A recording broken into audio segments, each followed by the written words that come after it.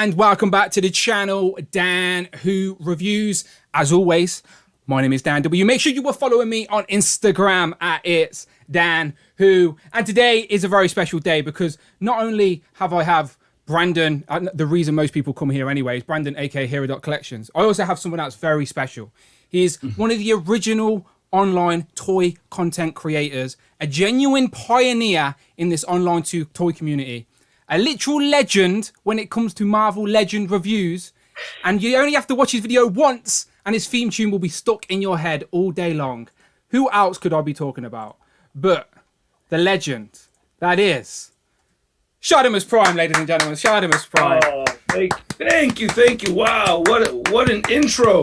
That is one of the kindest, best intros I think I've ever had. Thank you so much, Dan. Well, it's all genuine, my friend. It really is. As I said, just so I'm putting this out there first and foremost before we start. Thank you so much for getting involved in the channel, the tiny channel. We appreciate you coming over here to talk toys with us. So thank you very much. Not so tiny. And thanks for having me, you guys. Thank you. So we appreciate it. So as always, people say hello right now and Brandon will get our hellos in. But of course, we're going to spend the first hour talking to SHARTIMUS Prime about many things, I'm sure. We're going to go wherever the conversation takes us. But we appreciate everyone being here right now. Of course, you know what to do. Share it on the Instagrams, tweet about it if you want. Tell everyone in the house, gather around the TV. However you want to watch, let's do it. And let me just quickly go through some housekeeping before we start. So as always...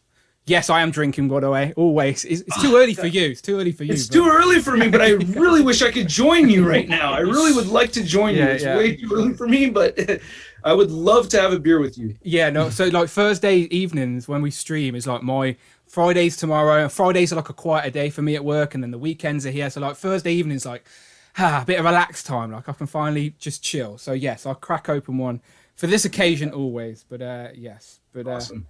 Right, okay, let me do some housekeeping. So first and foremost, if you want to be involved in today's stream, contribute, of course, Friday is going to be here. Hopefully she works. Sometimes she does, sometimes she doesn't. But you can try it. Anything over £4 or $4, your super chat will be read out loud by a robot. Interrupt us, create some awkward silence by us, and be involved with the stream. And if you want to go one step further, then you can also now hit that join button and become a channel member. Either show some love or join the members club. And if you do hit that join button, honestly, try it. Give it a go. You can also, in today's chat, use these emojis. Come on, who wouldn't want to use these emojis? Look, Brandon's got his own emoji. I need to add Richie's emoji onto this list, but still, you get some fun emojis, and that's all part of the fun. And then, of course, Legends and Liquor every other Sunday. Just as we were just... SHARTIMUS is going to have to join me on a Legends and Liquor now. Now I know he wants to have a drink with me. So, yeah, Legends and Liquor every other Sunday, people, where I just talk toys with my channel members. Virtual hangout. So we appreciate everyone getting involved. But yeah, the housekeeping's out of the way. We'll say hello to the chat in a minute. So make yourself known. But I do want to just first kiss some ass some more. I hope you don't mind, SHARTIMUS. I hope you don't mind. Because Charlene 1 might get jealous. So careful. Close the door. Close the door. She doesn't need to hear, right? I just want to say congratulations on 600,000 subscribers. Oh, man. 600,000. Right. Thank you. Crazy. Thank you. Thanks to all the subscribers for doing it and for making it possible. I mean, it's like you don't get 600,000 subscribers without a lot of help. So I appreciate everybody that's helped the channel and anybody that's done anything from hitting the like button to just watching to leaving a comment to getting involved with me in one way or another. I really appreciate it. I live a dream, and it wouldn't happen without having people subscribe to the channel and watching the channel and everything. So I'm grateful for everybody, like big time. It's been a lifelong dream to do something that I love for a living, and I'm doing it. And the fact that I'm still able to do it, it's just amazing. So I'm grateful for it.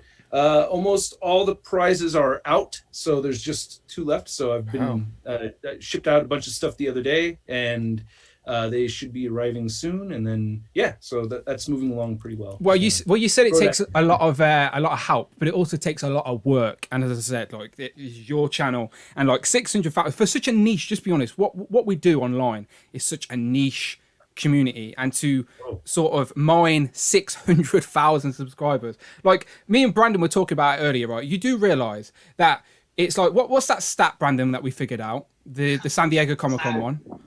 So basically, Shartimus, do you know what Wembley Stadium is? It's like that's like the Madison Square Gardens of London, right? Yes, exactly that. So with the amount of your subscribers, you would fill that stadium 6 times over. Imagine standing on that stage with a full stadium, just one full stadium. Your subscribers could fill that multiple times over, which is insane. I think that's really that's very very that's a cool way to look at it. But I mean, that's pretty amazing. I never looked at it that way because I tend to. I mean, wow. You said you work from home, so you lived in your bubble, don't you? I've just double checked it. Go on. It's actually 15 times over. 15 times? It's stupid. I can't even. Yeah, I just never thought of it that way. That's pretty crazy. I always look at the more negative side of things with my numbers and everything. Not like 600,000 isn't a lot, but it's like, as far as thinking of it as me and an audience, I've always looked at the view counts for that. I never looked at the subscriber counts for that, so, but I have videos that have more than 600,000 views. So it's just, wow, that's just like, that's just nuts to think of it that way. That's pretty crazy. Well, like you said, you live in your bubble, don't you? So like you said, you work, you do your reviews, you spend all your time with your family. So you don't see it from the other side of the coin, the other perspective. Do you know, like... I do. I do. Before COVID, I did anyway. Okay. Before COVID, I would have the occasional run-in with a viewer at the Target and stuff, cool. and I would have and I would get to talk to people face to face and kind of have moments with people and everything, or the toy shows like that, doing meet and greets and stuff when I travel and everything, like all of that stuff. That like make those experiences make everything so much more real. You know what I mean? Like, it's awesome that we can chat and hang like this, but if we were actually hanging out in person, then I would know, like, I would know what Dan's breath smells like, maybe. Or I might have an idea what Brandon's armpits smell like. You know what I mean? Like, I would, you guys would definitely smell my armpits, and you would definitely smell my pretty feet and everything. Like, my point is that extra interpersonal experience, it just makes everything a lot more real for me, and it kind of makes me it pops the bubble a little bit, having those experiences. So I truly miss that shit. Hopefully it comes back soon. Honestly, the world slowly tiptoeing its way back to some type of new normal, so hopefully soon. But that's a dream of mine, by the way, to go to like any type of decent conventions. We don't really have there's nothing over here, really, is there, Brandon? London have just started to do their MCM or whatever it's called, but like I'd love to just experience San Diego Comic-Con once. Like, to be honest, I don't even like crowds that much, so I'll probably get proper anxiety and wouldn't like it. But I just still want to experience and just walk the floor and stuff like that. But I live vicariously through you lot when you and many of us go there. So well, my experience at the Comic-Cons is a little bit on the unique side compared to most goers, because I have a lot of appointments and stuff. Yeah, that's cool. So it's always a whirlwind for me, and I'm always like rushing around and going from place to place and working on this or that, or like talking to somebody and like posting something all at the same time. But at the same time, I mean, I love it. I like crowds and everything like that. I mean, it sucks like when you're shoulder to shoulder and you're like a sardine in a can. Yeah, I don't like that vibe. Meandering through that, but like for the most part, I love Comic-Con and I miss it. And I can't wait to go back to another convention. But hopefully, you get to come out to SDCC one time, or at least. I hope so. Yeah, as I said, that's the missus' game as well. Like, she's willing to come with me just once, just so we can experience it. But yeah, as I said, not while the world's like, I don't want to. Like, obviously, it's not even happening now, but not while the world's a compromised experience, if that makes sense. Laser Pants for the super chat, real quick, so I don't throw it every day. 99 through super chat. Thank you very much. Thank you. These are pants. You'd smell him. There's a reason he's called Shartimus Smirk. But yeah, I have my first gig on Sunday, which I'm really excited about. So that's like the first sign of it's the second sign, I guess, of things kind of feeling back to normal. I started teaching drum lessons. Oh, sorry, you got another super chat by Nathan, real quick. Hey, Nathan Tolan donated. Sorry, Friday's reading it out as you speak. Pal, thank you. So that's the awkwardness. Might as well start. So big thanks. Oh yeah, you said like when the super chat goes in, it mutes everything, everyone, right? You're the absolute best. No. So they can still hear us and also hear Friday. Beer mugs. Oh, okay. Yeah, so Friday reads it out. Anything over £4 or $4, Friday reads it out. As I said, usually I only get a couple in the stream, but I've got Shartimus Prime here, so people are feeling very generous. So I appreciate that. So Laser Pants says, you'll definitely smell him. There's a reason he's called Shartimus. And then Nathan says, might as well get a start. So big thanks to Shartimus for being a big inspiration for me and everyone. You're an absolute best. Drinks all round for 6K. So there you go. Hey, thanks. Thank you, you guys. So do you want to take this opportunity real quick, Brandon, just to give a few shout outs to any of the channel members, anyone who's in the chat real quick? So lots of people are in and saying hello. So I appreciate everyone who's sticking around. Much more. I can see all the emojis popping up as well, which we appreciate. So thank you very much. Brandon, who's about? Yes, let's see. So we got Chris Collector is here, says this will be amazing, can't wait to watch this. Jeremiah says the only unfortunate part about this stream is Modular Iron Man and Ultron haven't been released widely yet. Both will probably battle Thanos, Modoc, Red Skull, and Lady Deathstrike for my top 5. Yeah, I need them all. CJ is here, Jamie, Cloud, Mark Rose, Jay the Grind, AB Nuggler, Matt W, Mark Tac Tac, George W101, Cecil, Thor 2012, Andy Davis, Rich M, our super producer is here, Mark Tac Tac, Identity Complex Collectibles. Who else we got? Keith T, Damien is here. Top 5 for him is AI Tony Stark, Arcade Dormammu, Modoc, and Red Skull. It's going to be a lot of people's top 5, I think. Yeah. Jay's toy collection is here. The Wolfpack Toy Review is here. Go and check out their latest competition. Nathan is here. Who else we got? Johan is here. Best crossover ever, says Johan. Well, hey, that's what we wanted to hear. That's what we wanted to hear. Jay says, Dan's hit the big time. Shartimus, welcome to the UK. Hey. Damien says, Great Britain Shartimus. I would love to visit. I have never been. I've always wanted to go. When we say Great Britain, what's the first thing that comes to your head? I'm always curious, like, of the US perspective of us. Like, do you think tea and crumpets?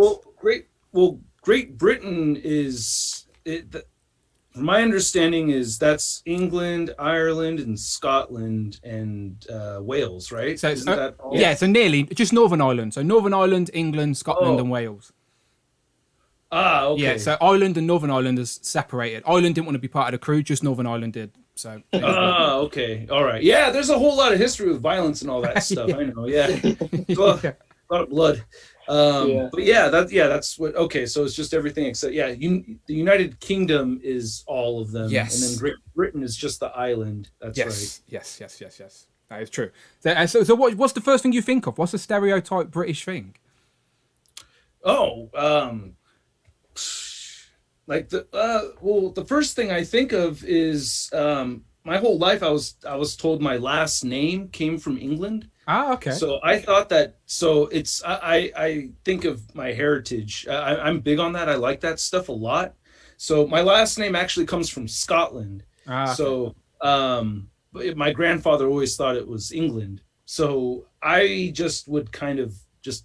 I guess the history is like the thing that I think of more than anything, and trying to get a better idea of like when I go to historical places, it kind of like, I don't know, it opens me up to new things. And yeah, I've always enjoyed history. Thank you to Mark Tac Tac of the super chat on the screen. Mark Tac Tac donated £4.99 through super chat. Pal, thank you.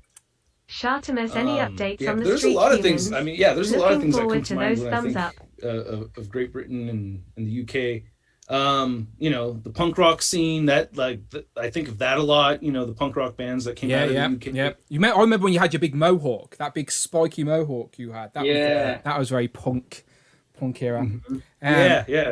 Rock that for a minute. Mark Tac Tac on the super chat says, Shartimus, any updates on the street humans? Looking forward to those. Oh yeah, thanks. I'm not making any announcements or anything on it right now. I'm not really even supposed to be talking about it, but I'm so Mark Tac Tac. What are you talking about? But yeah, it's I think I got an official notice that I got a bunch of legal stuff taken care of. Okay. Hey. One step forward. Yeah. So hours and hours on a bunch of legal stuff. That's fun. So I got like a legal thing out of the way where I could be like, don't have to worry about that shit no more. So that's cool. But yeah, I'm working on a prototype right now, and hopefully in the next few weeks I can get my hands on it, and it'll be like the first 3D printed prototype. And yeah, I'll be talking to some people and getting some numbers together, and hopefully I have a Kickstarter launch before the end of the year. Nice. So exciting. So that's what I'm going for. I'm excited to tell. I'm giddy as hell. I'm like infatuated with my own freaking thing, and everybody that I work with on it, I get like a similar reaction to my reaction to the sculpts and stuff like that. So yeah, it's very exciting, and it's really hard not getting into the details about it and getting further into it. But holy shit, it's quite an experience, and I'm learning a lot about the industry, and there's still a lot more for me to learn, and it's stressful, but it's fun at the same time. And I'm just really excited. It'll all be worth it, my friend, when you have that final product in your hand and you can see everyone getting. Yeah, it'll be fun times. Oh, God, it's gonna be like another 2 years or whatever. Shit takes forever, dude. Making toys. So does Super 7 and many other places. So people are used to it this day. Mezco, Super 7, we all have to wait years, so no pressure. Shout out Paradise Universe in the chat. I just seen him pop up. He said, Brandon, you ruined his day. I don't know what Brandon did, but apparently so. I did ruin his day. And then I seen all the knives, so the Tuesday crew are clearly in the building, so I see all them. Super Sorrels here, Plastic Adico, Home Dudes, 42012, Sunny, Cameron. Yeah, they invade us with the knives, which is all good. The Tuesday crew are always welcome here on a Thursday. That's absolutely fine. We share the same, the tea. The Thursday, Tuesday, we get on.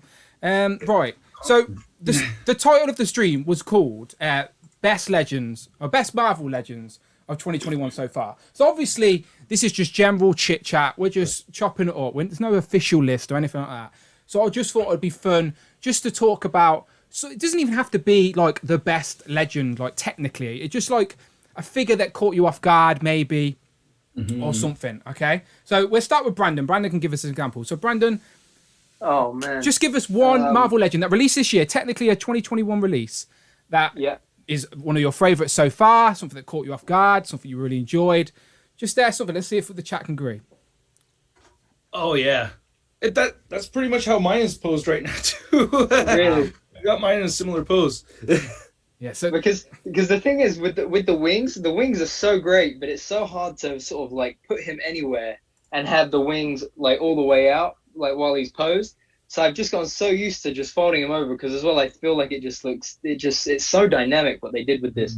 And the funny thing is the stand. Like when they originally showed the stand, I thought, am I going to need that? Will I really use it all that much? Like how many other flight stands do we have from other companies, right? But I just love how like it just is so flush, like it just sits like that, and it just looks so good. Yeah, like just for posing like on the spot, it's so nice. I've got mine literally sat in a box right next to me. I haven't opened any up yet, but this is a wave. This is the wave I've been waiting for, like a whole Disney Plus wave. I know some people love that and some people dislike it, but I was very excited to finally tick some of these Disney Plus characters off the list, and that one, that one I'm very much excited about. Brandon, I'd actually go so far to say that it's probably that wave is probably the best MCU wave we've ever had. Interesting. Well, there's only been a few. Like simply because, or even period, I think it's probably some of the best like MCU legends we've had. Full stop. Like they're just like every single one. Maybe apart from Loki and Vision, bring something new to the table, like that those characters didn't have before, So I have a question, right? So I've not opened mine yet, and I'm like, I've just brought some new acrylic stands so I can move around the display. Where are you putting your Phase 4 figures? Are you like creating a whole new display, or are you rejigging what you've already got? Like, where are these Disney Plus characters going on your shelf? Because you can't put Captain America with, well, you could, obviously there's no rules, but in my mind, I can't put Sam Wilson cap with Steve Rogers cap, because that never happened. Do you know what I mean? Like it's a whole new chapter. So where are they going? I know. Russ, what do you think? It's that question's for me. I don't know. I honestly, like, so far, I've just been playing with my Sam Wilson Captain America figure and haven't really locked in on exactly where I want him to go. I'm still enamored with Endgame long after that movie's come out, so I still want my Endgame Walmart exclusive Captain America front and center. And I feel like, because it happened in the comics, that Sam will go back to being the Falcon. So I kind of see it as a temporary thing at the moment. But at the same time, I'm tempted to just have more than one Captain America on the shelf. I just totally haven't decided exactly where it's going to go yet. So I've just kind of had him next to my review station and just been playing with the figure since I got him. Do you agree with Brandon? It's a really nice figure, better than you expected, like the wings, like the stand, everything that comes with it. Like, was it worthy of being a builder figure type? Not build. Yeah, well, was the wings worthy of being a builder figure? Is my question. The looks, maybe. It's like, to be honest with you, it feels a little short to me, but the fact that the whole wave in its entirety is a lot of fun makes up for it. But at the same time, it does feel short. So it's a tough one. It's definitely a tough one, but I don't know. And it's also so tough because I don't know what I would have wanted instead of the Build-A-Wing for a Build-A-Figure. Yeah. So it's like, I don't have a set thing in mind. Like, oh, it should have been this. Like, no, I don't have a thing in mind where it's like, it had to have been. One thing I would, so it's satisfying. My complaints with the Sam Wilson figure are more outside of the whole wing thing. I have a problem with the head sculpt, and I have a problem with the stand. Like, sorry, Brandon, I don't like the stand. No, that's fine. No. Yeah, but the stand definitely could have been better. It could have had some sort of movement. Another inch. I just want another inch. Just another. Yeah, just like I'm with you there for sure. Or 2.5 centimeters. Or 2.5, right? Right. We use all the metrics over here. It's absolutely fine. We understand the language overall. We do. I thought we were just the only douchebags that made up our own thing. We just follow suit. Right? We just follow suit. I think for me though, the thing was no fists. Like, yeah, that bothered me too. Some open hands, no, and especially when Zemo got 4 hands, Walker got 4 hands, Bucky got 4 hands, even Wanda got 4 hands, and then they go and give Sam 2 hands. So I was like, what's my guy gonna do? Slap Hydra? You know? Yeah. Well, he can kick him. Throw his shield at him. Kick him, I suppose. Throw his shield, use his wings. Yeah. There's all that. But I was gonna. Sharp mentioned that the face sculpt was an issue. I was a little bit. We've not got a Sam Wilson like completely ungoggled yet. Like, I know that's such a small little detail, but I wanted an ungoggled Sam Wilson. Because I would have liked to. You know how they do with Wolverine when they have the cowl neck piece. Okay. Yeah. Oh, so the hood down. Yeah. Yeah, that would be cool, and as well with the spare Mackie head. Just quickly on that note about how like we're arranging the figures. So I've tried to keep that like one figure per character on the shelf. Oh, hang on, we got a super chat. So Cameron Wright with the super chat. Cameron Wright donated Friday, we'll read that out for us. Thank you very much, Friday. Through super chat, pal, thank you. I have a sneaking suspicion this retro F4 wave will shake up a lot of people's lists. Off screen. Gears hoping for Mole Man. Raising hands light skin tone. Not relevant. I have nothing else going. But I moved my Sam Wilson into the other room already. Not a problem. Just going to read out. So Cameron super chat. I have a sneaky suspicion that the retro F4 wave will shake up a lot of people's list. Here's hoping for Mole Man. If we get the whole team in that Johnny Storm, we've already seen Johnny Storm, ain't we? So that's my mind's eye uniform for Fantastic Four. So if we get the whole team in that, then yeah, Cameron, you're onto something there. That's going to be my main sort of Fantastic Four on the shout for sure. So thank you very much for the super chat. I got a question. What would you guys think about a Reed Richards Build-A-Figure?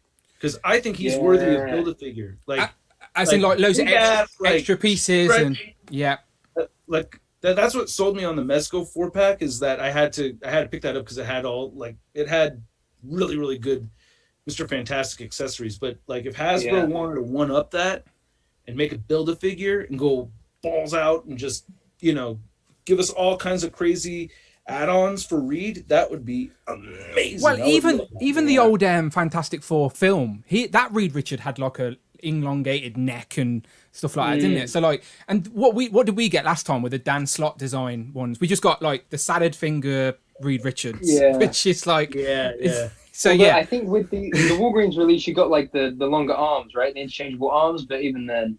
But yeah, I'd have a Build-A-Figure 100%. Like, as I said, longer torso, long torso, long leg, just interchangeable pieces, like we do with. They've done that sort of, not the same thing, but you know, we get Sandman with different pieces. We get who was it? The Absorbing Man had different arms, so you could just do that. Give us extra bits. It doesn't have to be big and massive. It just could be more, if that makes sense. More. Yeah, just a bunch of stuff. Like just like throw in like, you know, like how Toy Biz with the fist, the rolled up fist thing, or maybe a ball with you could port his head on it. You know, that'd be kind of neat. All kinds, like they could just throw in all kinds of stuff in there that would just make it a dope ass Build-A-Figure, because it would be like, okay, this is not like a large like. Damn it, I have so many things go. I hate alarms. I thought someone was driving a tiny little bike through your house there. Yeah, it's supposed to be obnoxious, so I look at it. But yeah, no, it like I think the amount of plastic that they could throw in there with it, I think it would justify it. And I guess that's what made me feel a little short with the Sam Wilson cap, is that the amount of plastic wings take up is just not nearly as much of like a Zemnu. You know what I mean? Like it's just not that much stuff. Yeah. The other thing with Zemnu is I think we should have had like an open hand and another fist, right? So like you could have two open hands or two fists or either or. Because I get so annoyed when we get a Build-A-Figure and it's like, yeah, but sometimes they look kind of lopsided to me, that like there's a fist here but then an open hand. It's a bit weird. Yeah. Sometimes. I wonder if you guys don't mind, and this is like my only request, I want to refrain from talking about the Zemnu wave just because I haven't reviewed them yet and I don't want to be tainted. So I avoid watching all reviews, and I don't want to hear anyone's opinion about jack squat because I don't want it to affect me. You ain't gonna start talking about hands. I'm gonna start thinking about Brandon. What are you doing in my video, Brandon? Nobody asked you. You ain't got to worry about it. I don't have that wave either, and I don't know when it's going to be here. So I'm the same as you, where I'm like, I just get jealous as well. Everyone enjoying their figures and I can't. So no issues from here. I end up accidentally quoting other people. That's what happens to me, is and then I start getting really, then I start focusing on what I want to say, and then like, wait, is that my opinion or is that somebody else's opinion? Just to swerve the conversation then, as I said, I don't mind doing this, swerving as we talk about Legends, but just your perspective, right? You're at the top of the like totem pole when it comes to toy YouTube reviewers, just in regards to numbers, statistics. Like you're the top dog, like so. Also the most hated action figure reviewer. But that's because there's more people that are aware of you. Yeah, that's what I'm saying. Your fan base is big.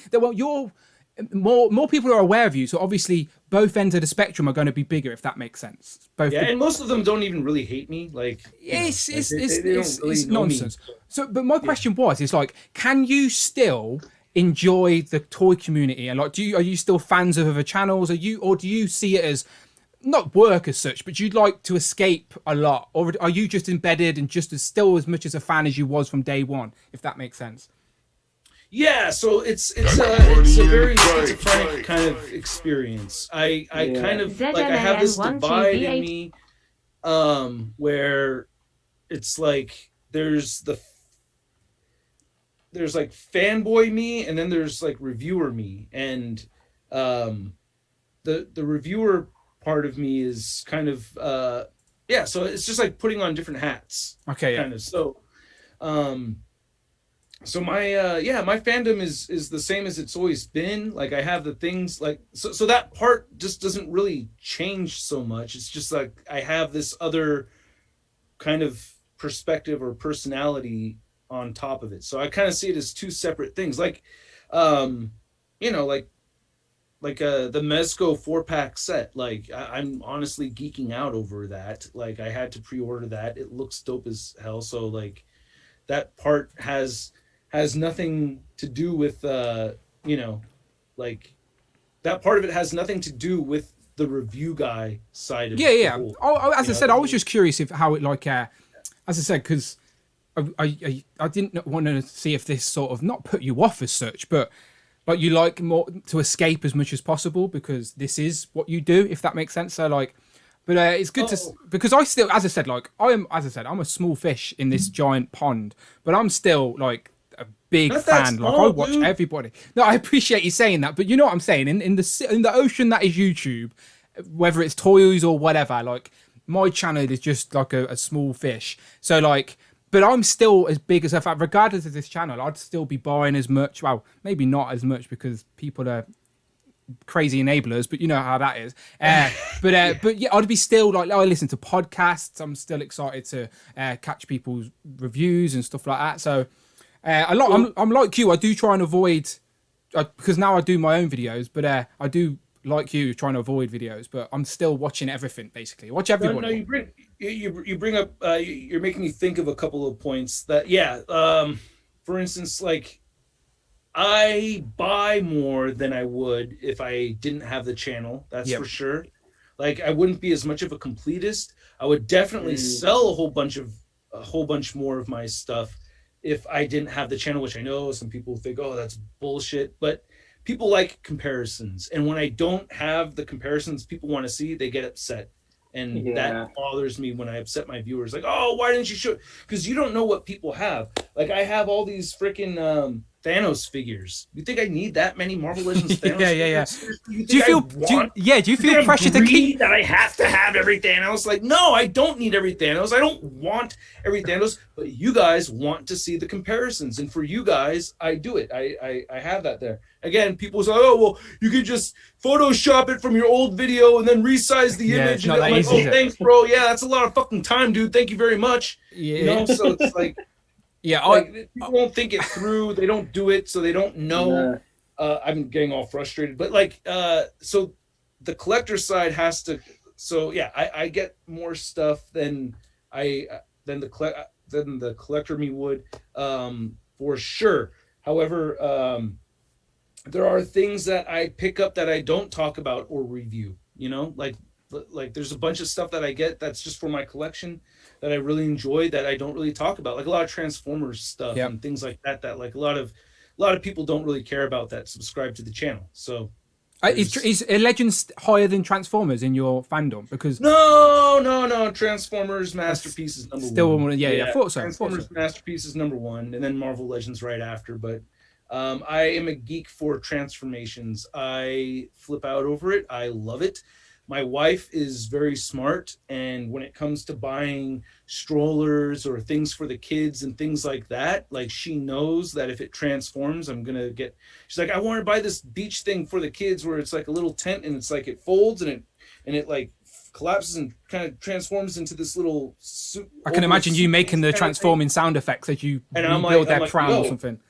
Oh, I'm not fucking around, dude. Like when I get the stroller that we have a stroller that you hold a button and you gotta like go like that and it transforms every time. I go like every time.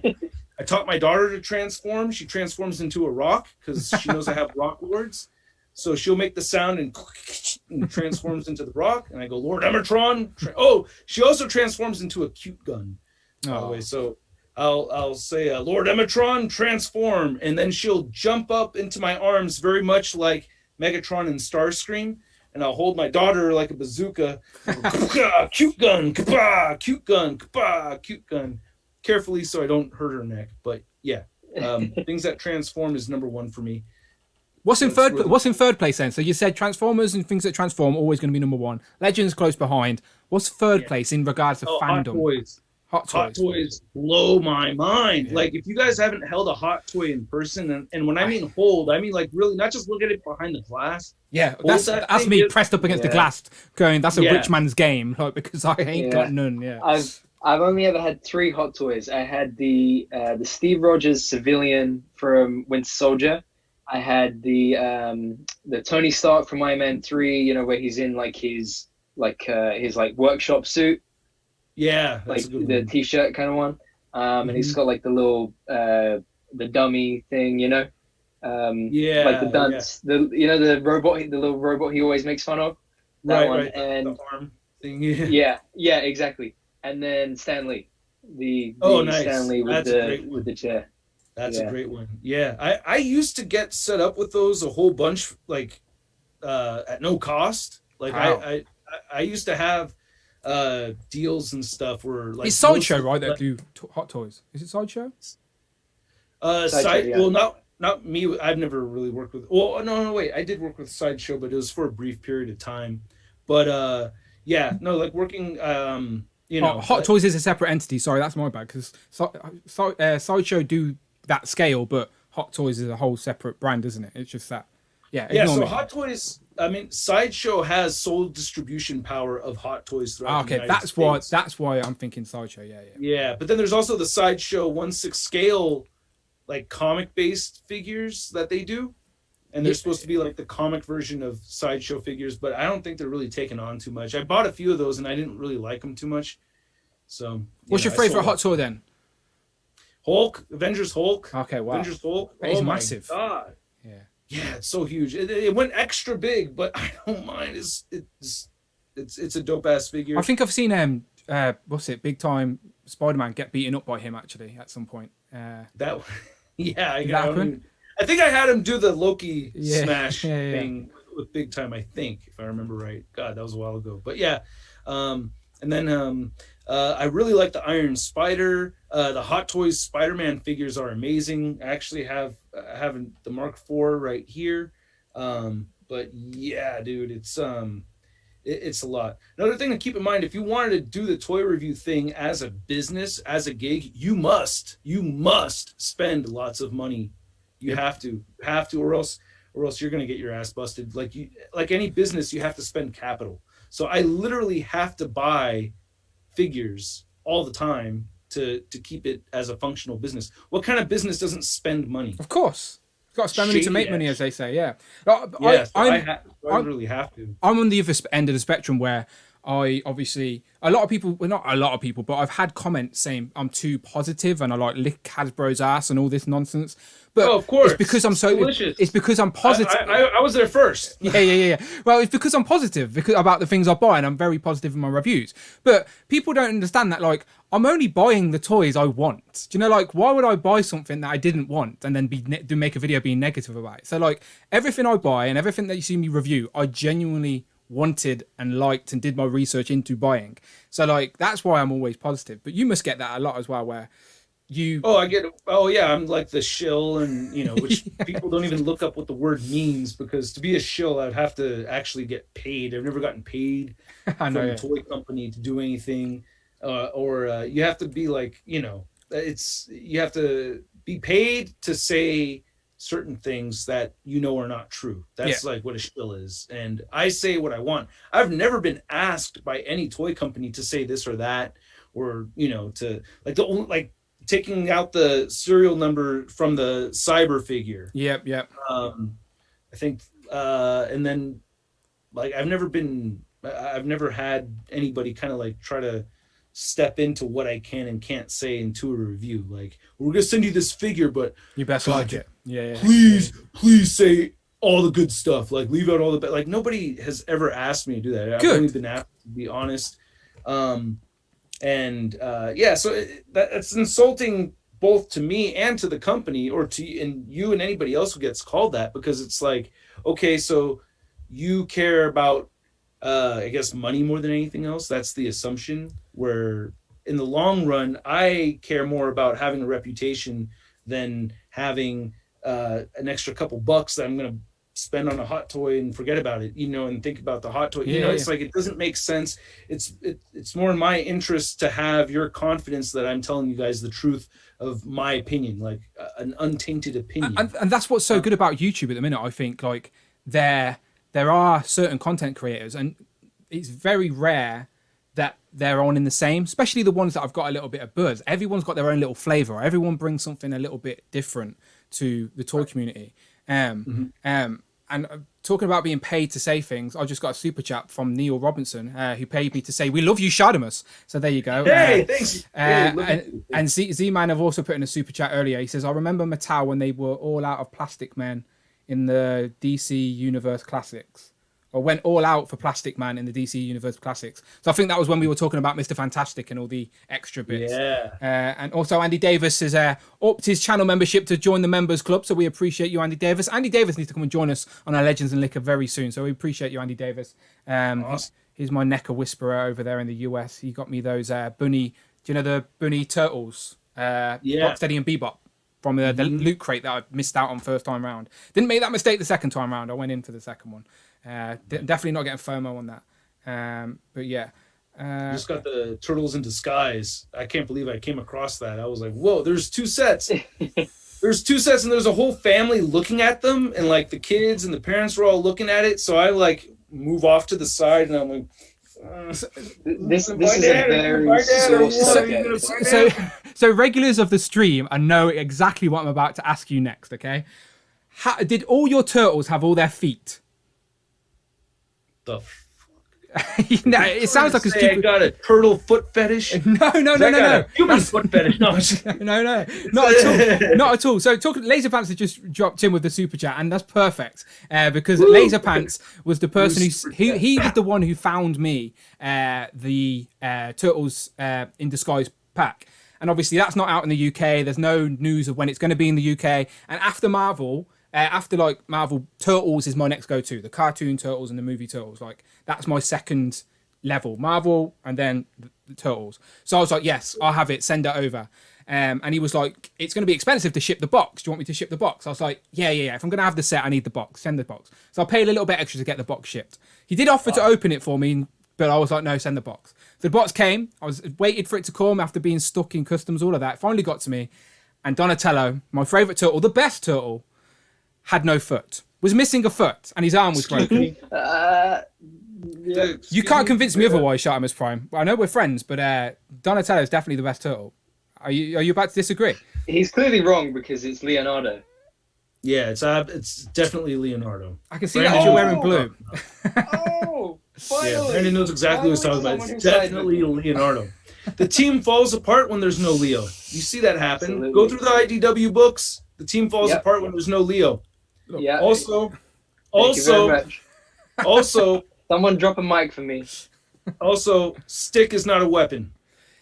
This is how good Donatello is. He doesn't need 2 swords. You just said it yourself. Donatello just needs debris to defend himself because that speaks for itself. If anything, you just backed up my argument even more by saying that. Because the guy does machines. Without Donatello, they'd live in the sewers in a puddle. They wouldn't have anything that they have. They wouldn't have all the crazy gadgets. And yeah, he just needs to stick to defend himself. Anyway, we could be here all day. We'll save that for a separate stream. I would love to have a Ninja Turtles like round table. Just someone that tries to argue each one and see who wins. It's a little unfair right now because Brandon and I are on the same side. So we need to get somebody else. Going back to Donatello, I literally got my set and he was missing his foot and his arms were broken, and then I jumped on Twitter and had a look around, and loads of people were in the same sort of boat saying that they got like 2 sets of evil eyes or they're missing hands and blah blah blah. So like, is there any QEC issues is my question. Like, are you okay? Did you get a good set? I saw 2 sets there. There were 2 sets and one of them was jacked, dude. Like it like the I think almost all of them had the eye, the mask and the face was like split apart. Yeah, I was like, wait, don't the heads pop off? Yeah, they do. Yeah. So it's like I thought that was weird, and it looked really messed up. So I went with this one right here that looks way better. Just check now. They all got feet. Yeah. They all got feet. They all have their feet on there. Good. That's all I wanted to know. I was just checking for you. Just doing a bit of QC for you. Asked me about Ninja Turtle feet. That is so funny. Yeah. No, as I said, thanks to good people in the community. Someone has sent me some feet. I just need to paint match it better. But Donatello can now walk. And as I said, it's a good job he had his stick because he needed it to walk around for a while. His stick, yeah, he's got his cane. Yeah, exactly. I will give Donatello credit for being the smartest Ninja Turtle. That's for sure. Smartest and the best. And definitely the horniest Ninja Turtle. That's also for sure. Why is the horniest? Mikey is the close second, I think, but I think he's the most girl crazy. Donnie's the most girl crazy one, I think, right? Maybe why I like him. Depends on which version you're watching, I guess. Back to the super chat. Laser Pants' last super chat. He said, "Bobby makes me shill for Action Force." Bobby makes me a shill for. Hey, I watched some of that podcast, Laser Pants. That was great, by the way. Yeah, that was awesome. I love watching Bobby Valla just tear into companies. It's like, God damn it! Every time I say, I'm like, you dumb motherfuckers, you should not have let that guy go. Like, why did you let that guy go? You stupid asses. He gives me. Like, I know it wasn't the design team. I'm talking about like the corporate ups of doing that. Yeah. Like, oh, God. Yeah, he did make me a little bit sad when I'm sitting there enjoying the podcast, and then I look up and see a couple of Super 7 figures on the shelf, and like even though no one's in the room with me, I'm like slowly like just sort of moving them to the side, like someone can see me. Like, yeah, maybe I shouldn't. Let's go and change those pre-orders, shall we? But I'm diving in. I'm finally got some pre-orders locked in. I was at a friend of mine's place messing around with his Super 7 Ultimates Turtles. Yeah, I was like, hey, there's some cool things going on over here. So I'm thrilled that Silverhawks are getting made, but not so thrilled about the Silverhawks. And I don't know. We'll see. I'm going to see if I could. I might get an interview with them. So. Okay, so earlier you said Transformers were your go-to. Super 7 making Transformers that don't transform. Thoughts? Oh, I mean, it's unless you're doing something unless you're going outside the box, it's just a very quick pass. So, like right now, the only two companies that really have my interest as far as non-transforming Transformers goes is 3-0 and Flame Toys. I've been eyeing up the Bumblebee certificate from 3-0. You know, like the 1/12 scale Bumblebee. Yeah, I got it right there. Yeah. Oh, dude, it's I'm like so on the fence. Yeah, so 3-0 gives you the Hot Toys giddies. Like it does the same thing. It's amazing. It's really. Is it 3-0? I could be wrong in saying this, but recently that Hulkbuster went up for pre-order and the Mark 43 as well. Oh, is that 3-0? Is it 3-0? Or am I making that up? And the Mark 43 fits inside the Hulkbuster. Yeah, exactly. So like, I'm tempted. That's made me itchy. It's a lot. Yeah, that I'm a little bit itchy. Like, did you ever have the Hot Toy Hulkbuster? No, I did not. Okay. No, that's just a little outside my budget. That's crazy money. By a smidgen. One day, if things work out all right, I might get it. But at this point, it's definitely something I would like to get. But I don't know. Maybe I could pay off a car first. And then Yeah, I think that is more expensive than my actual car. I brought my car outright, and it's just like a little runaround, and like, yeah, I think that is more expensive than my car. So when it comes to the scale of spending more money on toys than my actual car in one purchase, then that's when I need to step back and go, hang on a minute, this isn't the way it should work. Reality kicks in. Like, wait, like something just turns on my brain, going, Dan, no, that's not how it works. But is that Hulkbuster something that intrigues you? Is that something you're going to be picking up, the 3-0 one? Oh God, I don't. That's a tough one because I really like in scale with your legends. I have my Comic Cave Studios one already, so it's like I'm gonna have these two behemoths. Like, maybe that's the one I thought you had. I said Hot Toys, but I knew you had like a decent scaled Hulkbuster. So that's probably the one I was thinking of. Yeah, I may, out of curiosity or just seeing how badass it is, like I may buy it and then sell one. You know, I don't know, but it's a very tough call, and it needs a lot of thought. yeah. Right, I'm gonna swing the conversation back to Legends, and I'm gonna pick one. Yeah. Okay, so I'm gonna pick one. Okay, so he's over here. He's on the shelf. I'm pulling him off, and hopefully nothing else falls. You fucking dick! I was gonna pick that one. Well, this is good. It's good. We can talk together. And before we do, Jeremiah with a super chat. He says, "Shartimus guide Dan and myself on either investing in Beast Wars Masterpiece figs or War for Cybertron Kingdom figs." Okay, real quick, Shartimus, right? So when we were doing that Hasbro Fan Fest, they sent me a box. Hasbro Pulse UK sent me a box, and it had in it the Megatron, the dinosaur Megatron from the. Oh, lucky you! Yeah. So I was very intrigued by Beast Wars. I watched it growing up and stuff, but it was one of them where I tried to stay away from the toys because it was another rabbit hole. But then I got that, so I was like, I can't just have Megatron. So Hasbro know what they were doing. They suckered me right in. I went and got Optimus Prime, I went and got Rat Trap. I think I got Cheetor.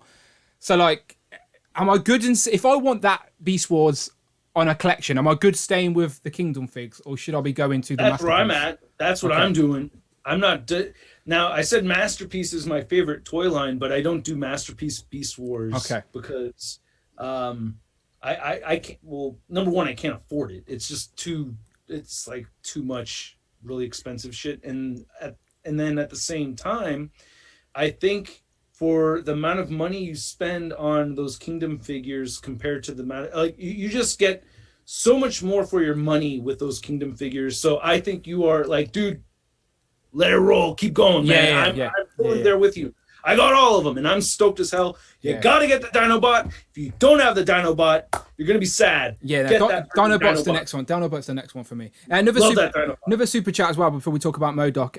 David Evan Smith has just says, remember the San Diego Comic-Con Plastic Man had a coil spring lower body and a suitcase shape and a bunch of options. Reed as a deluxe would be all the goodness. And yeah, that's basically what we were talking about. As a deluxe, that would be really cool too. Yeah, or build a figure. Either way, just like throw in a shitload of stuff, please. Yep. Right. So Modoc. You just before we went live, you were talking about actually watching the show. So this isn't based off the show. This is just a comic Modoc. Now, what's interesting about this particular character is that Toy Biz figures, and Shartimus can talk about this probably more than me because he has to keep them all for comparisons, otherwise people get mad at him.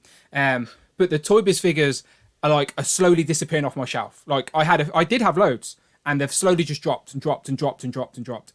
And I think that the Toy Biz Modoc was one of the last ones that could have held the test of time and stayed in a collection. And the bar was raised for the new Marvel team to hit it.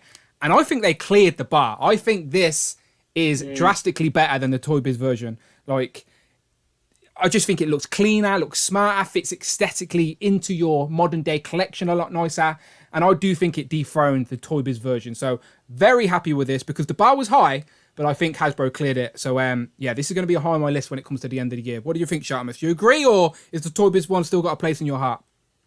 Well, I mean, it'll always have a place in my heart. I don't even know if I would be able to sell all my Toy Biz stuff if it wasn't for the channel. That one I may have to hang on to for sentimental reasons either way, you know? For that one, I would probably still hang on to it. I don't know.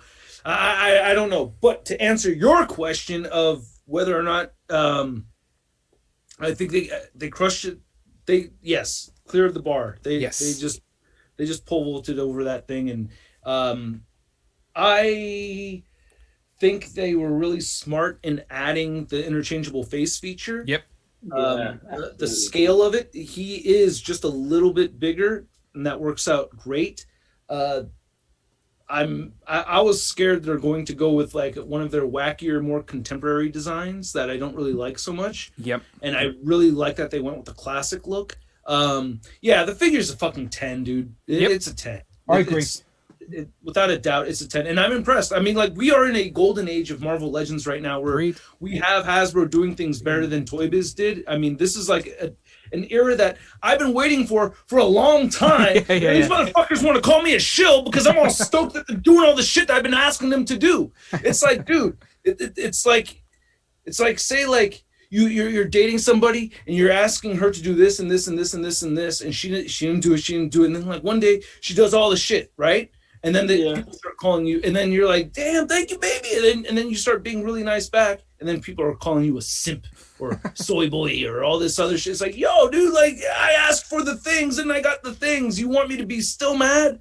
You want me to be hella mad? I like how Brandon's nodding and saying yes. Like Brandon had an ex-girlfriend exactly like that, going, yeah, I asked her to do all the things, and she was so frigid. No. I just know exactly what, like, I think this was one of the biggest things I wanted to talk to you about, Shartimus, was like I'm only 24, right? But I used to come home from school and watch your reviews. Oh, I got into Marvel Legends because I know. But like I had Legends back when I was a kid. Like I remember having some of the Toy Biz ones, But at the time, like when you're a kid, you don't really know that that's Marvel Legends. Do you know what I mean? Yeah, you just think it's a toy. You don't know the brand and what's exactly. behind it. Oh yeah. Mm-hmm. Right. So then, like not too long after Avengers, so it must have been maybe early 2013. I started looking at the Ironmonger wave, picked those up, and I didn't really know like that it was Marvel Legends at the time. So like I googled Marvel Legends, I looked up Marvel Legends on YouTube, and that's how. And one of like the first things I remember is your channel, right? Wow. So like, where am I going with this? You've been there from like the early days, right? Like the early days. Like when you look at that then versus now, like you got deluxe figures with Modoc, you got retro lines with Spider-Man, X-Men, Avengers, you've got like 11 Build-A-Figure waves a year. Like I was looking at it the other day, and I think in 2013, they released something like under 45 figures. Last year, we got like 150 figures. Like, dude, like what have been like the big highlights between then and now for you? And like, what do you think has been the best? What do you, where, and like this year we're about to get double elbows and double knees on female figures. Yeah. Right? Like that's one of the biggest things that you've been talking about for years. What is like your next big thing as well? See, that I know that was a bit of a spiel, but like I've been holding that Brandon, in for 45 minutes. Brandon, I really appreciate that spiel because it kind of like it brings people that aren't up to speed maybe, because like some people don't understand the timeline of things. People don't know how good they've got it now is the point you want to make. Yeah, they don't know how good they've got it. Yep. Like and you're mentioning me complaining about me wanting female figures with double jointed elbows. Yeah, it's not a complaint. It is not a complaint. Don't let, if anybody ever says to me that was a complaint, I would shoot him down in a minute. Because it's not even a request. I think it is a necessity. A necessity. Because you have to wipe your own ass. And if you can't get the figure to wipe its own ass, then, you know, like you got to be able there you go. You got to be able to eat. That's a necessity. Like you can't do that with weak ass 90-degree elbows. Like you would stop right there, bro. Yeah, like holding a burger, like. Yeah, like, my elbow's at 90 degrees. Stuck. So it's like, what are you gonna do? Yeah. So absolutely a necessity. But see, there you go. All right. So they finally give me my double jointed elbows. Now I really complain because I don't want to be a shill. Like, what am I supposed to do? They did the thing that I've been asking for. Am I supposed to not be happy for it? And that's so. Just going through the timeline. 2014 Guardians of the Galaxy wave. The group builder figure. That was the real return of Marvel Legends. Now I did see a change. That was a big deal to me. That was where I was like, that's the Nova in space Iron Man, right? Just in my brain. Yeah. So Star-Lord, Gamora, Rocket, Drax. And the group builder figure, yeah. Group build figure, yes. Yeah. Space Iron Man and Nova. I still have that Nova behind me, actually, somewhere here. Yeah, I still like that Nova. I mean, it's... Yeah, me too. So, you were saying.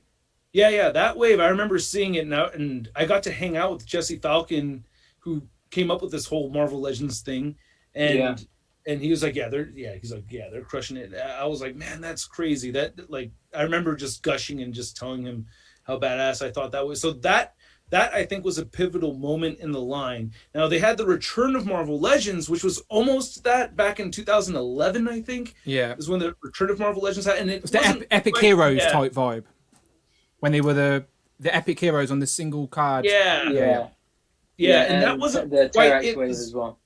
Yeah, we got the Bucky cap, which they still use now, which is, but in that era, that return of Marvel Legends, we still had big time letdown Spider-Man. So it wasn't really quite what I wanted. And in 2014, I feel like things really, really ramped up. And then, I want to say, after they got out of all the mini Build-A-Figure bullshit, that really pissed me off. Like once that was all done, I was like, okay, good, no more tiny Build-A-Figures or regular ass human sized Build-A-Figures. So when that made its way out, that was great. But I think they really hit a new level when that Juggernaut Build-A-Figure wave. Yeah. 2017 was that? 16. Summer 16. Yeah, 2016. And I think that was like, oh, we are here in a golden age. age. I think that's when the golden age really started, because I didn't think that Hasbro would be able to crush, like not just beat, but crush the Toy Biz figure. Yeah. I mean, even the Build-A-Figure is not the best version of that figure. Really, you're gonna pick that one, or you're gonna pick the Toy Biz one over that? I think not, bro. You're gonna go with the Build-A-Figure, right? Who said, I got the Build-A-Figure, I'm gonna sell it and use my Toy Biz? Who did that? Nobody did that. Nobody did that, right? People are selling their Toy Biz to fund the Build-A-Figure, Yeah, exactly. The funny.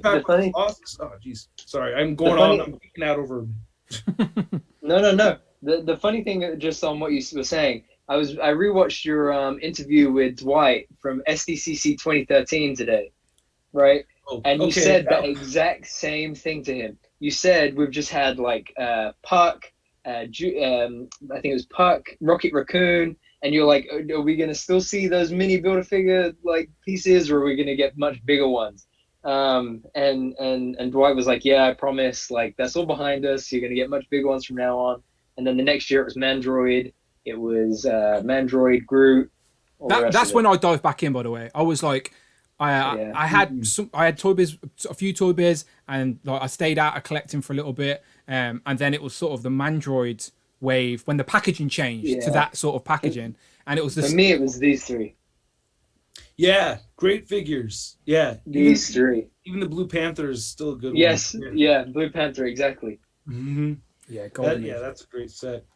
Oh man. So go on then. I was just going to say, right. So me and Brandon have both picked one. So would you like to pick one, a Marvel Legend from 2021 that has impressed you? It doesn't have to be your particular favorite, just a noteworthy Marvel Legend that has released this year.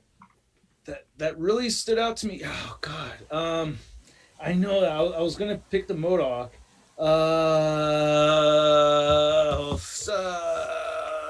So while you're thinking, I'll read out Cameron's super chat. He says, cool. Will any of you guys be getting the Mezco 4-pack, the Mezco Fantastic Four 4-pack? I think that'll be my main Fantastic Four on the team. So I am out of the loop with Mezcos. Too rich for my blood. Brandon, are you in on? You need Mr. Fantastic, right? You're building the Illuminati, right? Yeah, that's the thing. I was so praying that set would be like individuals. I knew it wouldn't be individually released. Oh, they're not. So you have to buy them as a 4-pack. Oh, okay, didn't they? You have to buy the 4-pack. Amanda, are you hoovering while I'm live streaming with SHARTIMUS Prime? Are you kidding me? You're kidding me. She what? Yes. She's right, the missus, right? She's hoovering while I'm on stream with SHARTIMUS Prime. This is ridiculous. SHARTIMUS Prime, I apologise very much. She has no idea. She's so out of the loop. She's what we call a civilian around here. A civilian around here. Stop hoovering. My God. Hey, God bless her for sticking with you, man. Us collectors, you know what I mean? Yeah. It's like this is the only room it's allowed in though, SHARTIMUS, right? I've got this little room, and then outside of this house, you wouldn't have a clue that I even liked Marvel films. Like it's just same here. I'm not allowed outside of the dork room. yeah. It's like it's just like, oh, the geek stuff on the wall. She put up a bunch of posters and stuff. I'm sorry, Brandon was making a point, or yeah, sorry, I thought that was Brandon's fan. No, I thought that was Brandon's fan, and I was about to moan at Brandon, going, "Will you turn your bloody fan off?" And it was not. It was Amanda hoovering. So ignore me. All right. Oh, I got my figure. Go for it. Thanos. Go for it. Yes. Thanos. Yes. I really like. Yes. Yeah, Thanos was impressive.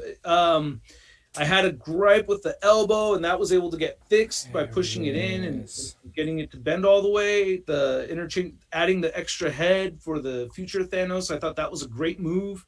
So yeah, I that Thanos figure stood out to me. And plus, he's my favorite Avengers villain.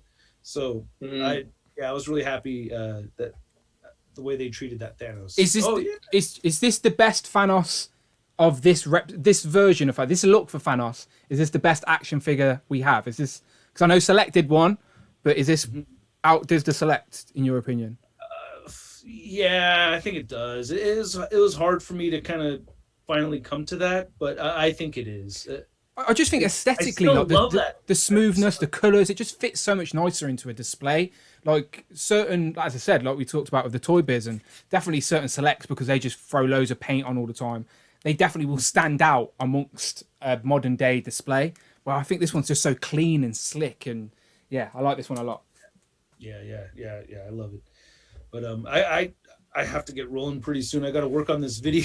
No, not a problem. Not a problem. We appreciate you sticking around. As I said, sorry, time got the best of us. But I know I'm down to hang out for another hour if I didn't have other things to do. No, not a problem, my friend. We appreciate you sticking around even for this long. As I said, I consider my channel a very small fish in this giant ocean. Dude, you're doing great, man. You're crushing it. Stop saying. I get irritated.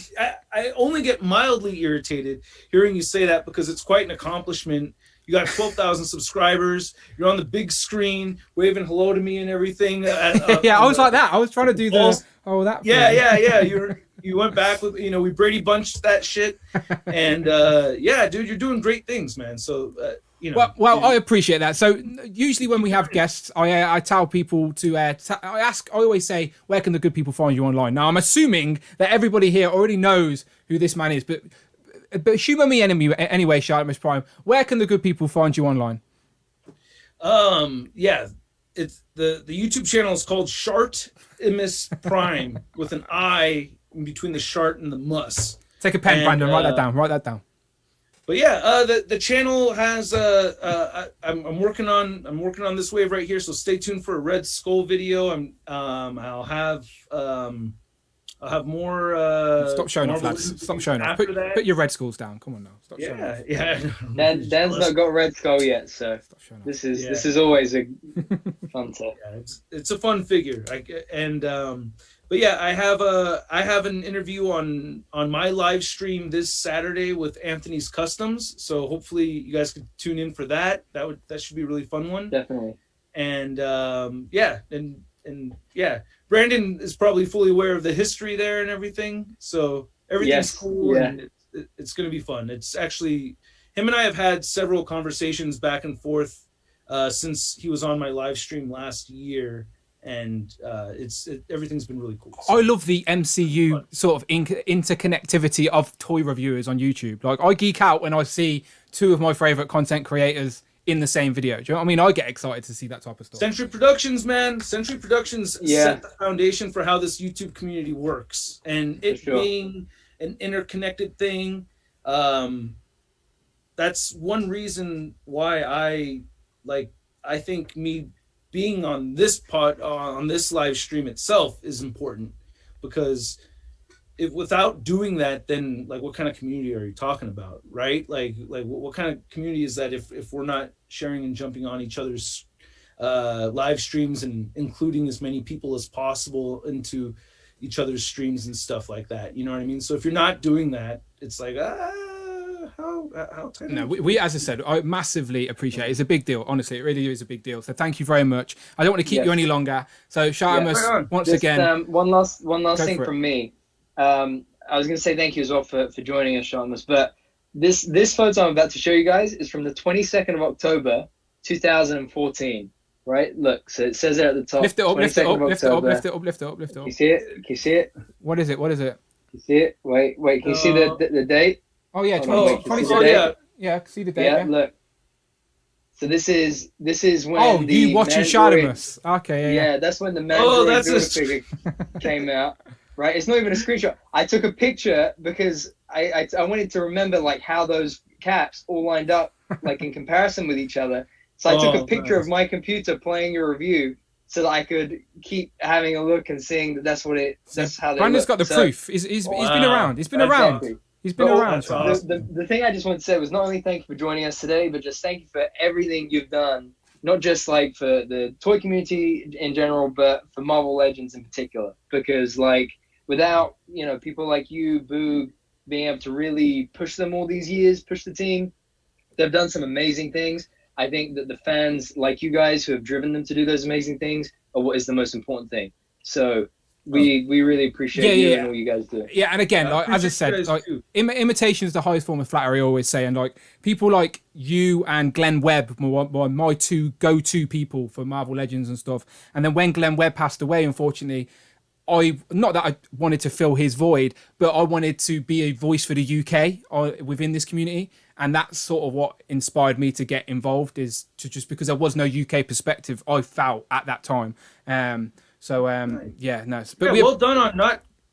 well done on not coming off as that in any kind of way. Oh yeah, 100%. You know what I mean? Like, well done on it. Like, you have a very completely unique, different take on it. So, yeah, kudos to you for. Oh no, I never thought of it like that. You know what I mean? That never occurred to me that you would think of it like that, and I think that's pretty commendable, because it's good to get inspired, but not get too close to home base where it's almost like just a little example. Like, I'd watch you and like you'd talk about Walgreens and Target exclusive and Walmarts and all stuff that I had no idea what they were. Like, it had nothing. I mean, nothing to me.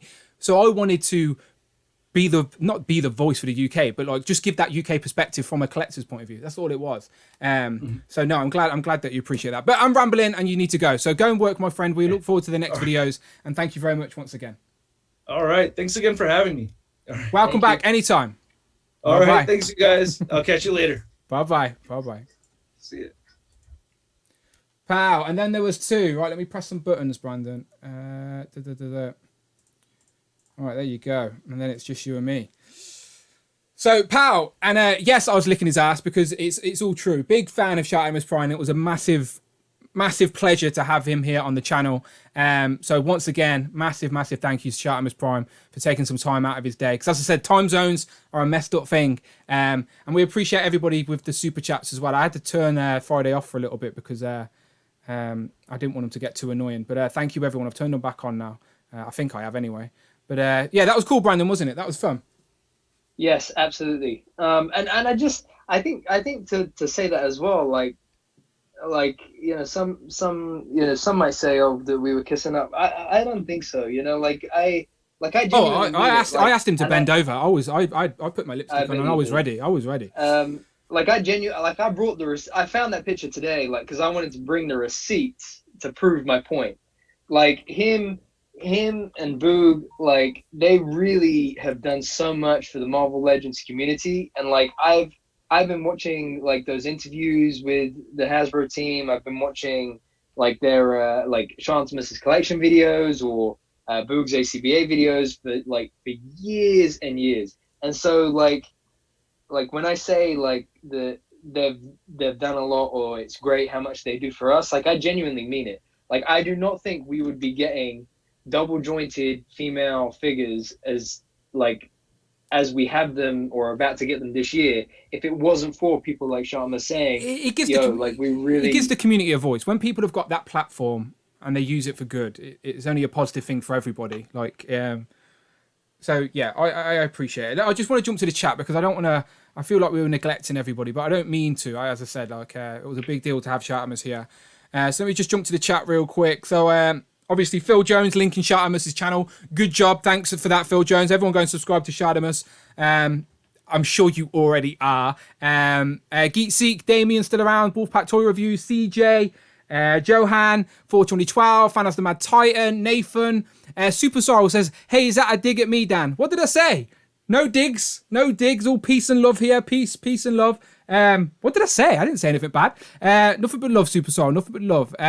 Chris Collector, the Wolfpack Tour Reviews, Cameron Bright, Tana, Mini Plastic Multiverse, aka Tom. And Tom, I love the pictures that you share on a Thursday, by the way. Like, you've set a bar for yourself now, so I feel bad. But yeah, please may it continue, because the pictures of the adventures of, and Brandon as well, been joining in with the adventures of Hellfire Hank and Frogman have been fun. Jace Figs, Home Dude, Jermaine, Man from Room V or Room 5, Chris Collector, Barack the Best, Stryden, Jeremiah, Jamie. Yeah, we see you all. We appreciate you all.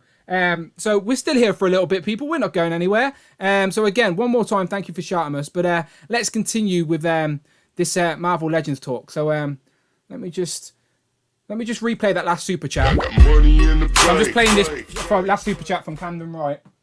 Cameron Wright donated $4.99 through Super Chat. Pow, thank you. Will any of you guys be getting the Mezco F4 4-pack? I think that'll be my main F4 team on my shelf. So I interrupted you when you were in the middle of answering this question last time, Brandon, so I do apologise. But I was saying that you were disappointed that it was a 4-pack and not a single pack because you need Reed Richards for your Illuminati in Mezco form. So Are you going to try and see if you can get him, or are you going in for the whole set? Like, so I've interrupted you before you finished that question. So yeah, I think firstly, that anybody who is considering whether they should get this 4-pack or not, wait until wait about 3-4 weeks. I can't really see it selling out in the UK, at least. Maybe it will in the US. I don't know. But I would say just wait a few more weeks, because I think once we see what the Hasbro team will have in store for, Fantastic Four, it's a big year for Fantastic Four this year. So once we see what they maybe will potentially sort of maybe have for Fantastic Four, I think it might close the gap of, do I spend, maybe like £100 on these 4 figures, or do I spend 300 and something pounds on these 4 figures? Yeah. I think the accessories are great. I think that, what I like about Mezco is when they don't have like a solid chest piece. Like, for example, like the Ragnarok Thor had and like Blade and Moon Knight, they all have chest pieces, so it's very hard to get like a good posable ab crunch out of them. Yeah. But ones like this with the Fantastic Four, because it's just like the cloth based, suit, it'd be easier to pose them. But I don't have it in me, man. Yeah, no, I don't want to put £100 on it. We're going to get the retro ones anyway. Which may tempt you. We may get the Galactus thing that may tempt a lot of people. I think Mezco they know what's going on. They've got their ear to the ground. They know Marvel are about to go all in on a Fantastic Four, and they wanted to beat them to it. That's what it was. But as I said, I'm staying away from Mezco. And that's the thing. If they did them separately, yeah, I would have got Reed, no questions asked. I would have probably dropped £100 just on Reed, because those accessories are sick. Yeah, they are so good. Makes sense. I'm just skimming back through the super chats to see. I'll make sure I didn't miss anybody. Thank you to Andy Davis again for upping the membership. As I said, become a channel member. People, hit that join button. Don't be shy. I had a subscriber called Unparalleled's Backstabber subscribe to the channel, so thank you very much to him.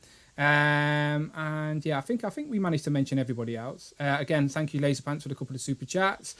Damon, Jamie, yep. Okay, I think we're good.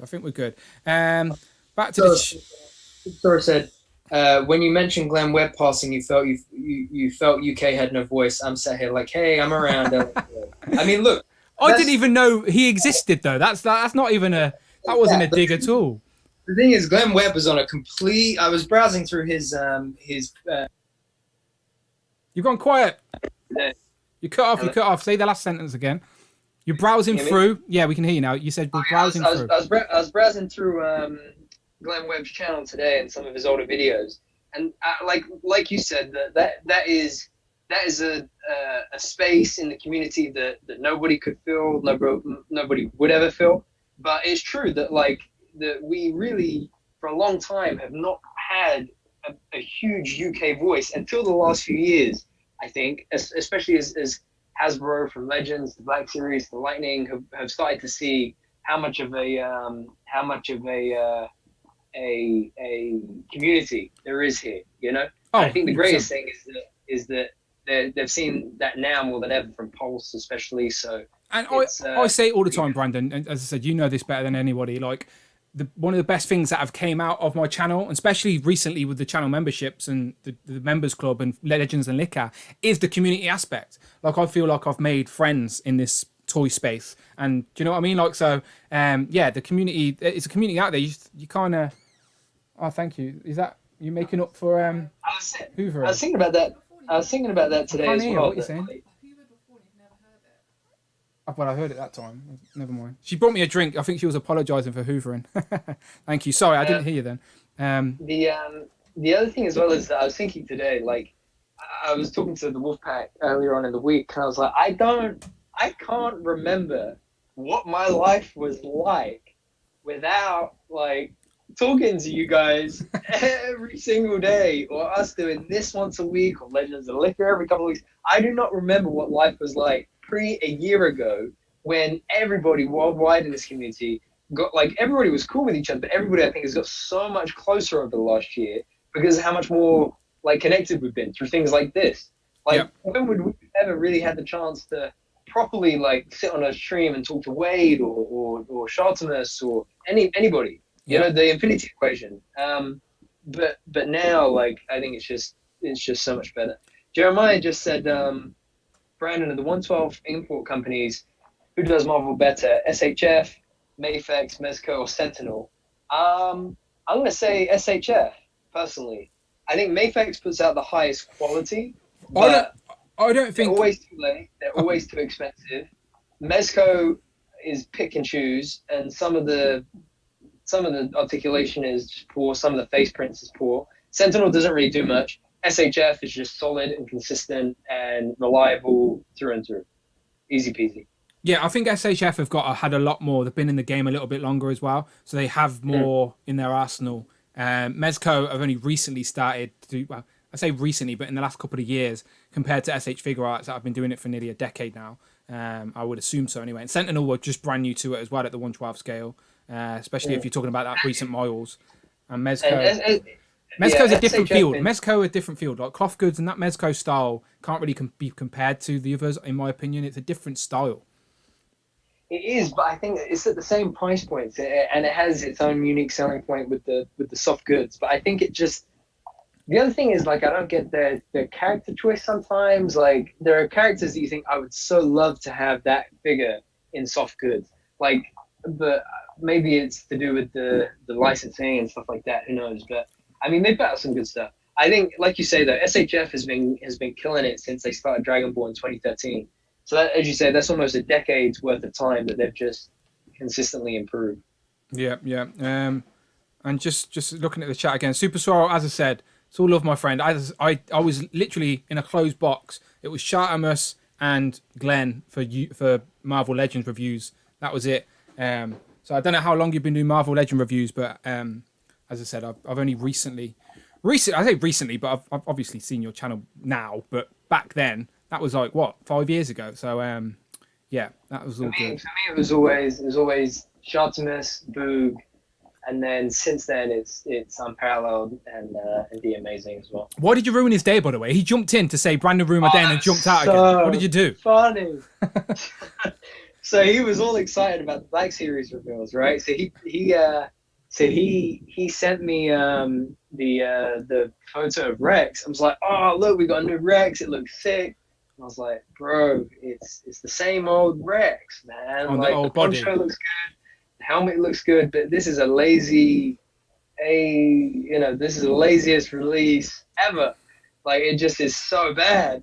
And he was like, I'm gonna go and tell Hasbro you're a hater. So I said, listen, I would tell him that about clones my damn self if given the chance. Like, how are you gonna have clones, people that all look alike, on different bodies at different heights at different proportions? Silly. Well, so silly. He said I ruined his day with that. We can swing it back around to some of the reveals if you want in Star Wars. But is there any other Marvel figures that you think are noteworthy? One thing we sort of started to talk about earlier, but then didn't get to it, that I think would be interesting as a conversation is I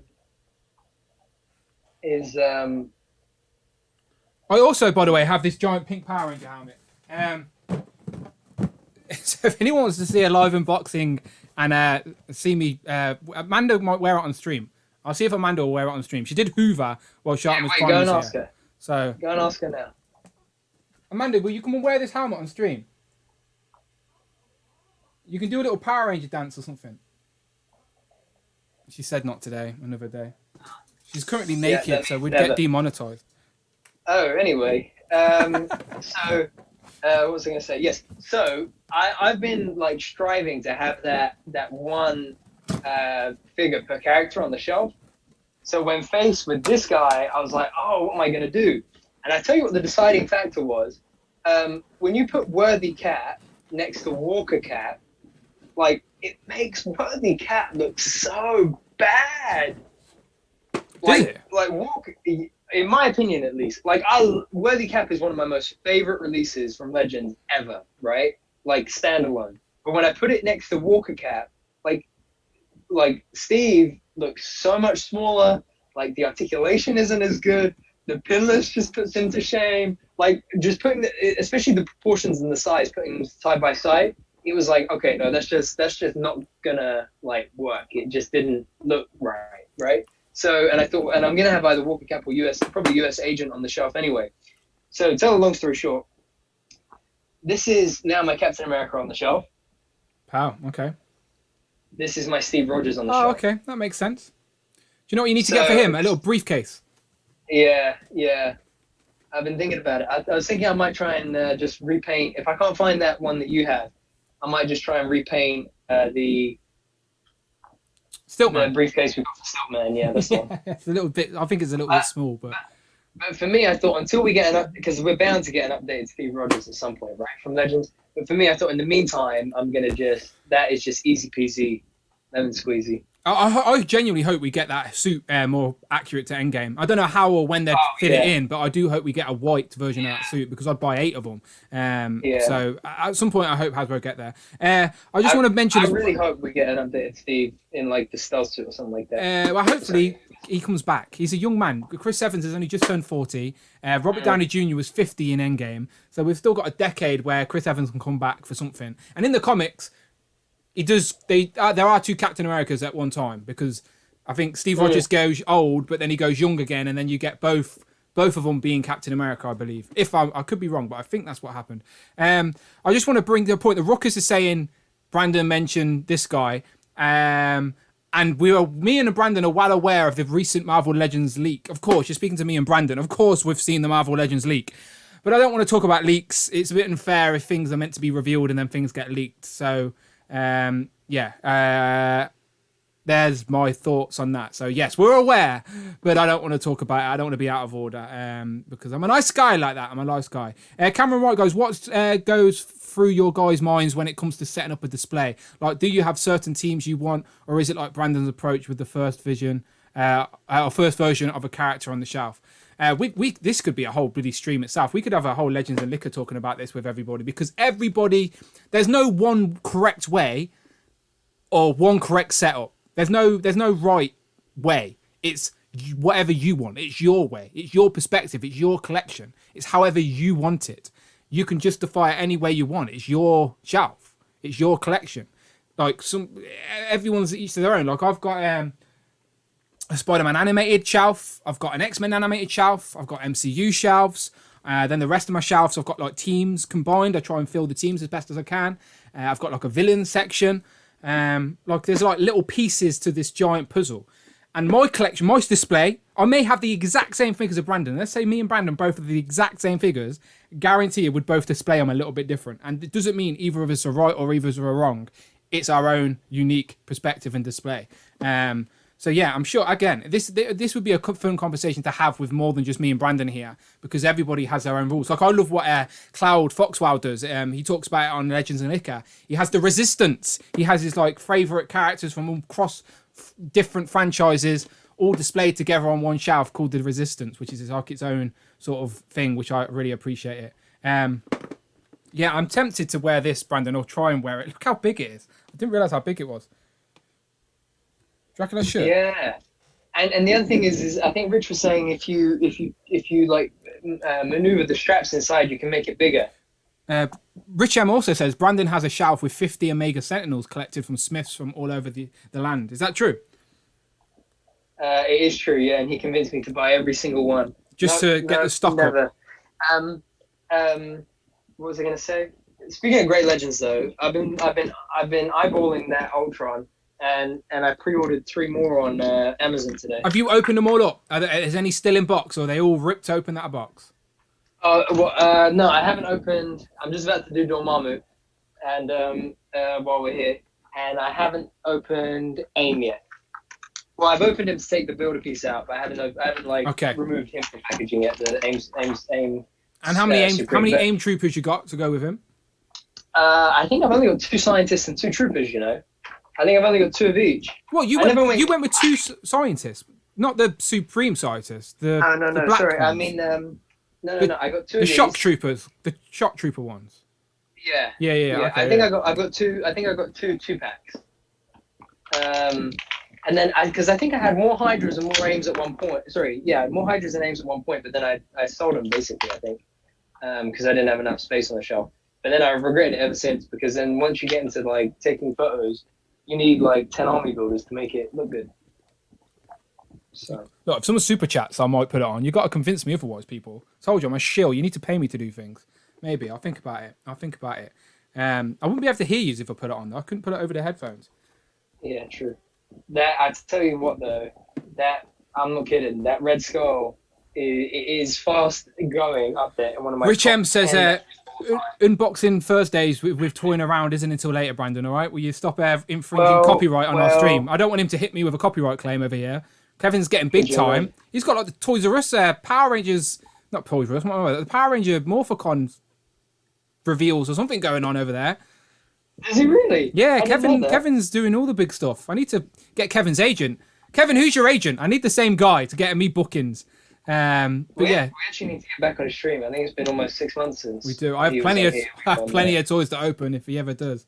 I'm not actually sure. I've got so many SHF Dragon Balls figures to open. I think I've got like a gaggle of Gokus. In case there's any Dragon Ball fans in the house, I've got Raditz, Android 17 and 18, Chi-Chi, like Kit Chi-Chi, Bulma, First Form Frieza. Who else have I got? I got like 6 or 7 of those. Yeah, all big characters, very good ones. Great characters, Brandon. Okay, wait. So, with those top 3 that we were doing, mine I think is probably Miles, Sam Cap, and Red Skull. If you were going to go for top 3, who would you say is your top 3? Yeah, so obviously Shartimus mentioned my second pick which would have been Thanos, and I think my picks are a little bit unfair. I guess they're not unfair because we're not in no official list or anything. Obviously, as we get to the end of the year, maybe even at the end of June, we will do maybe a top 5 of 2020 so far or something. I just thought today would be fun conversation. Have Shartimus here to talk about legends, but Modoc, Thanos, and I'm trying to think of a single packed one. You know, do you know like just a single packed figure? I really like John Walker Cap. I like John Walker. I was about to say that. I think between John Walker Cap and US Agent, they. I think Wyatt Russell is the luckiest MCU actor that there is. Like he came in with one supporting role in a series, and he's got 2 definitive, pretty much damn near perfect action figures. Like. Well, apart from the US Agent one needs a bit of modding to make it more accurate to the show. But if that was the case, if it was accurate to the show, then that would have been a great figure. Yeah. But people are just going to focus on the negatives first, unfortunately. But I can't talk about the Disney Plus waves because they're all still in boxes. I'm not opening them until this weekend. So hopefully I can join you on the hype for Falcon. What about the Zemni wave? Oh, I don't even have that yet. Brandon, I'm not going to have that till July, knowing me. It's ridiculous. I told you, I never get lucky with picking the right distributor first. You should have jumped on Asteroid M today. I know, but it's money in it. I've already got money in places, and then it's like I've just had to pay for those not Star Wars, but I just pay for the Jurassic Park things that caught me off guard. So I'm waiting for some eBay sales to go through. I got a Sal figures to fun figures, Brandon. I got a Sal figures to fun figures. It's a vicious circle when you have a big mortgage. I've got those Jurassic Park figures just sat in my cart on Son of Toys. And I'm gonna get them. And on Toys R Us and on Jurassic Toys. I've got them sat in. I'm gonna get them. I'm gonna do a review and hopefully make you hit order or purchase in one of those carts for sure.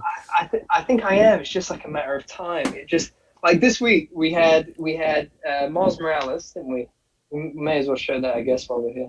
Yeah, I guess I can get that up. Okay, let me just go to the chat real quick because Amanda's in the chat and she's talking to everybody, I think. What's going on? Amanda says, I need to order a pink cat suit to go with it.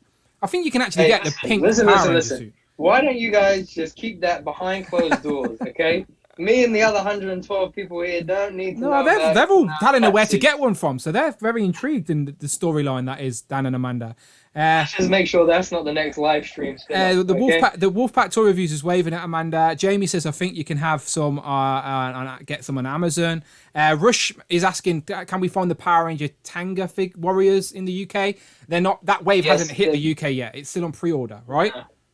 But it's still on pre-order, yeah. But the Tangas all sold out everywhere, and they have now gone back up for pre-order. But at a later date, right, or same time? I think the same time. But okay. Knowing how things work, it probably end up being. To answer your question, Rush, we don't have them yet. That wave hasn't hit the UK yet, but they're up for pre-order. So yeah, we don't find stuff like that on shelves anyway.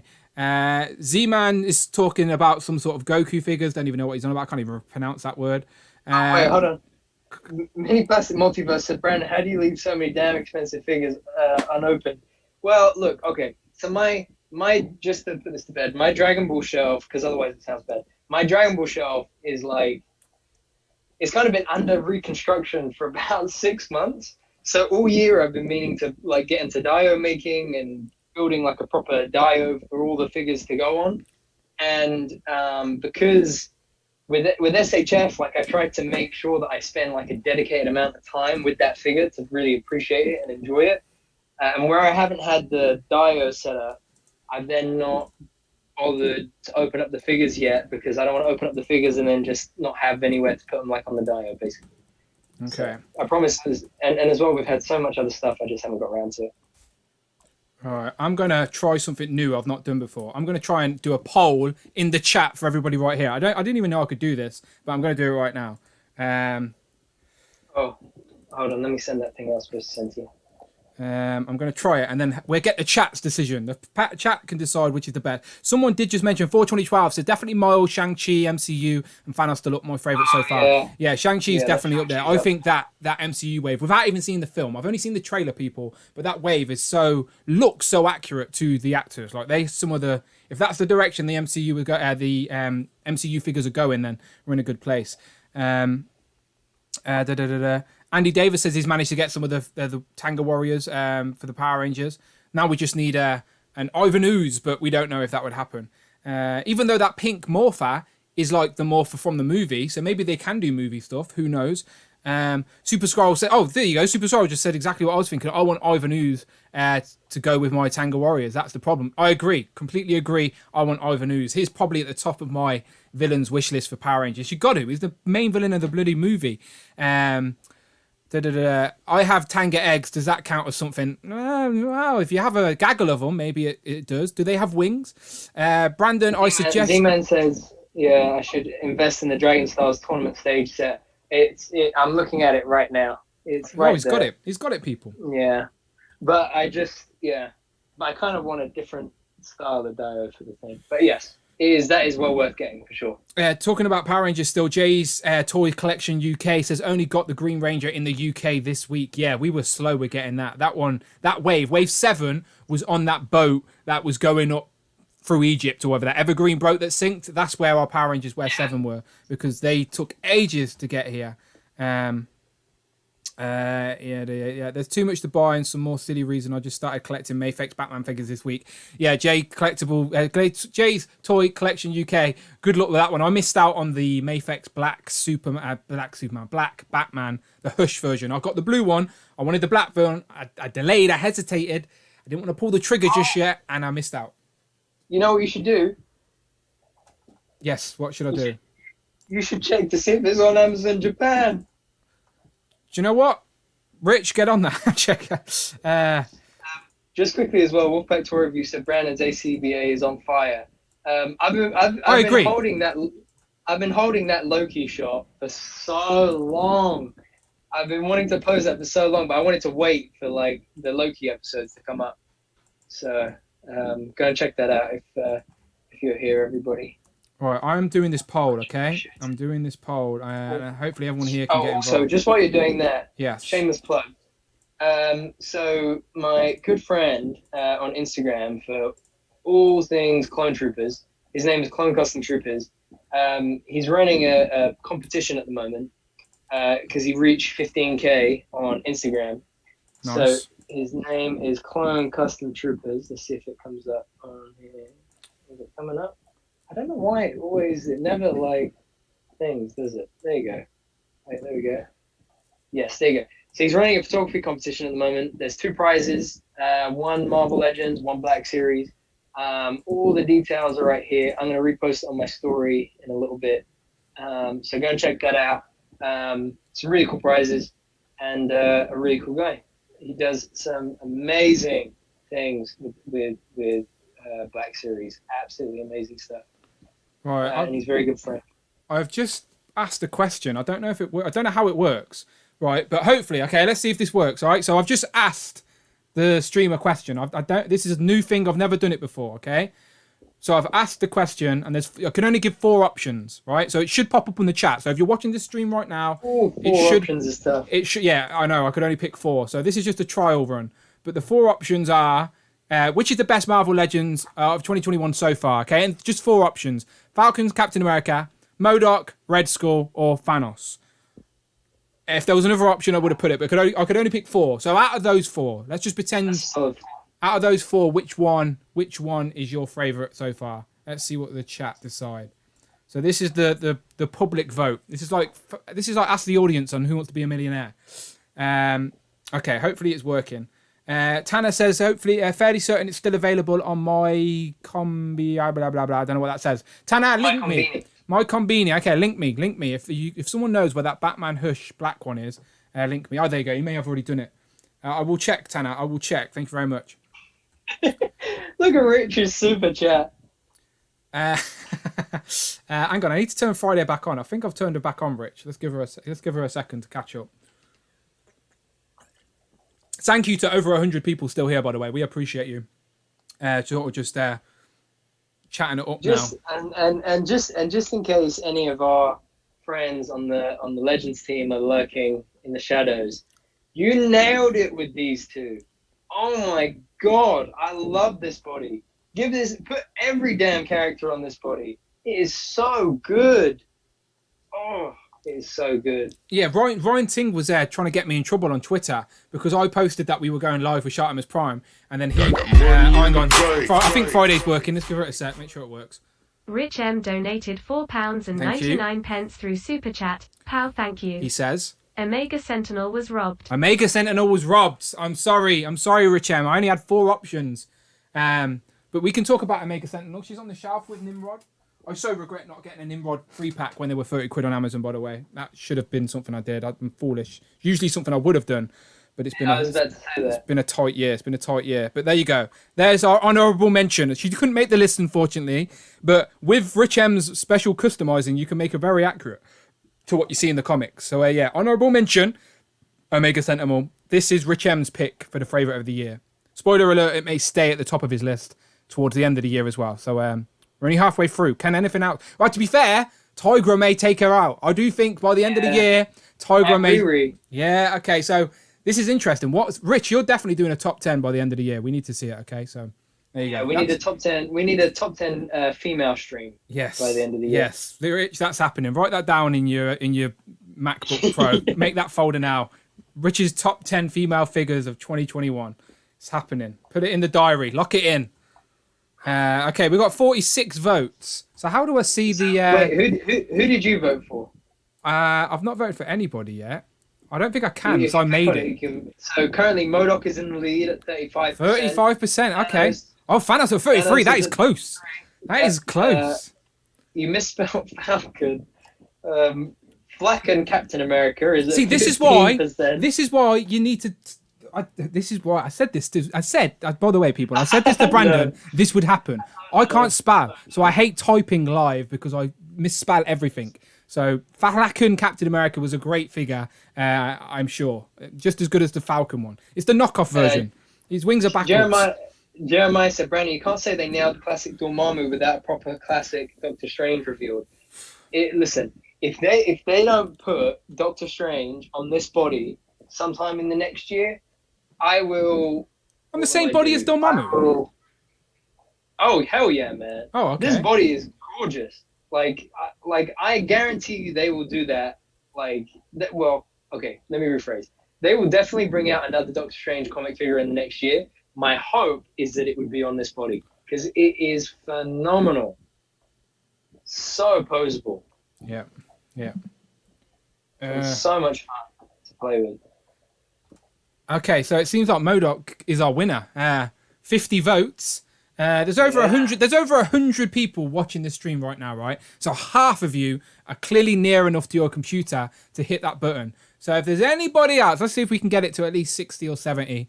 So if you're watching this and your computer or your phone is in grabbable distance, go and click one of these. You can either pick Flacken Captain America, who's a great figure, Modoc, Red Skull, or Thanos. Which is the best Legends of 2021? Just quick as well, Shepherd Motors asks, which is the best SHF Captain America? It's either the Cap versus Cap Avengers Assemble Endgame one, or it's the original Endgame release, in my opinion. So either of those two. Z-Man says he legit has Doctor Strange on the screen. Mini Plastic Mover says Dan Black Push Batman is in stock on Tin Soldier action figures and Collectors Den UK. I'm taking note of that as well. So thank you, Tom and Tanner. Tom asks about the body on this. On this, sorry, the link me up, Tom. Send me some links, Tom. I can't look at my phone while I'm on. They are beautiful, Tom. Look at that. Look at that. So nice. They're pinless. They're so posable. They nailed this figure. Let me see if I can get Miles up, by the way, because I meant that it was a new reveal this week. Oh, yeah, and that's a brand new body as well. Yeah. Praise the plastic gods. Is that the reveal that they told me about in my interview, do you think? And that's what I'm wondering. I'm wondering if that is the new standard buck. New standard pinless male body. But I wouldn't have thought so because of it doesn't look like it has boot rotation, and so it seems like it's the kind of body that would be specific to. I think I've heard Dwight say. I could be completely wrong, by the way, people. So I don't know why I'm saying this, but this is what is in my brain. I think I've heard Dwight say something like translucent figures are like made or are done a different way or have to be a certain way or something. So I don't think the very first release, and also they did say in my interview, Ryan was saying that the nickname that for this new body mold would be much better than the Bucky Cat body, because that was stuff they thought about. So I don't think the translucent Gamerverse Miles Morales rolls off the tongue. Catchy. Do you know what I mean? It is very catchy. So I don't think it is the new pinless book they were talking about. That is my educated opinion on that. Did it go up for pre-order? Oh, it's not on Pulse.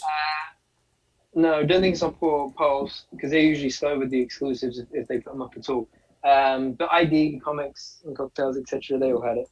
Okay, I think I've just got it on Thingy. So let me jump to the side. Just look at this guy, man. He is just absolutely...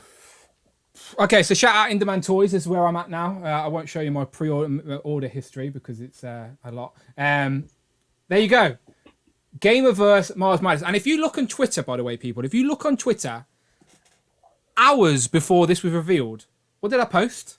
What did I post? Go and have a look. All right? I'm just telling you, just letting you know. Right, Gamerverse Miles Morales. I never played the Miles Morales version of this PS4 game, or PS5 game, I believe. I played the PS4 one, and I have the PS4 Spider-Man down here, still in the box. Looking very nice, great figure. So I would assume the first release they did for the Miles Morales would have been a standard Miles Morales, but no, they've went for this translucent sort of shocking Miles Morales, and those interchangeable hands. Do those effects plug onto the hands? I don't really know. I guess they do. I've not really looked at this reveal much, to be fair. Okay, I think they just fit on, right? They do, yeah, they do. Look, there you go. I've genuinely not really looked. This one caught me off guard, and I've not really caught up. But yeah, what do you think, Brandon? This one? No, I've not even. Honestly, I'm out the loop. I have not really looked at this one at all. Two things sold me on this one. Number one, the amount of hands. This is what you do for Miles. This is what you do for a Spider-Man. Where's the no pin emojis, people? This guy's completely pinless, and I've not seen one no pin emoji yet. Absolutely. We got fists, we got open palm hands, and we got whipping hands. And for the fun of it, they gave us the energy-based hands. Like, you only needed 3 pairs of hands here, and they gave us 4 because they wanted us to know that this was a solid release. So that's what sold me on this one. The other thing that sold me on this one was we know that given we've got this one, we'll probably get a regular suit version by the end of the year. And having both, I think this one will photograph really well, and having both, I think it would be really cool to just to go from being Invisible Miles to not Invisible Miles, visible to Thank you. Super Sorrow says, right, boys, got to fly. Great stream. Catch you soon. Yes, I'm going to hit up your DM, Super Scroll. We need to do something, because I did hear your call out, my friend. I did talk about you on Legends and Liquor, by the way. I was talking about you and David on Legends and Liquor and your crazy list that has no rules. It has no rules. I don't like non-order. So yeah, we'll talk, Super Sorrow. But thank you for sticking around. Cloud Foxfire also says that I'd like the Miles Morales game. I'm sure I would, but it's another time-consuming thing. And when I do get time to play on the computer now, I'm stuck on Warzone. It took me ages to complete my bloody battle pass yesterday. I should have been doing productive things, but I wasn't. I was playing Warzone like an idiot. PS5's Morales has that power. Okay. Jay's Figs says miss. Edward says pass on that Miles. There you go. There's the no pins emojis. Venom Blast, it's called. Tanner says. Abnugler standard game. Miles Morales is rumored to be in the next Spider-Man wave. Dan. Oh yes, that is very true. We knew about that. No pins, no pin. Damien says was thinking to make the 90s animated series Chameleon with new Dormammu body.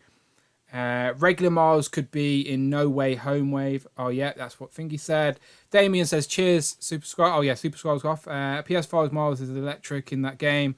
Pretty much he turns on the generator with his power to advance further in the story mode. Okay.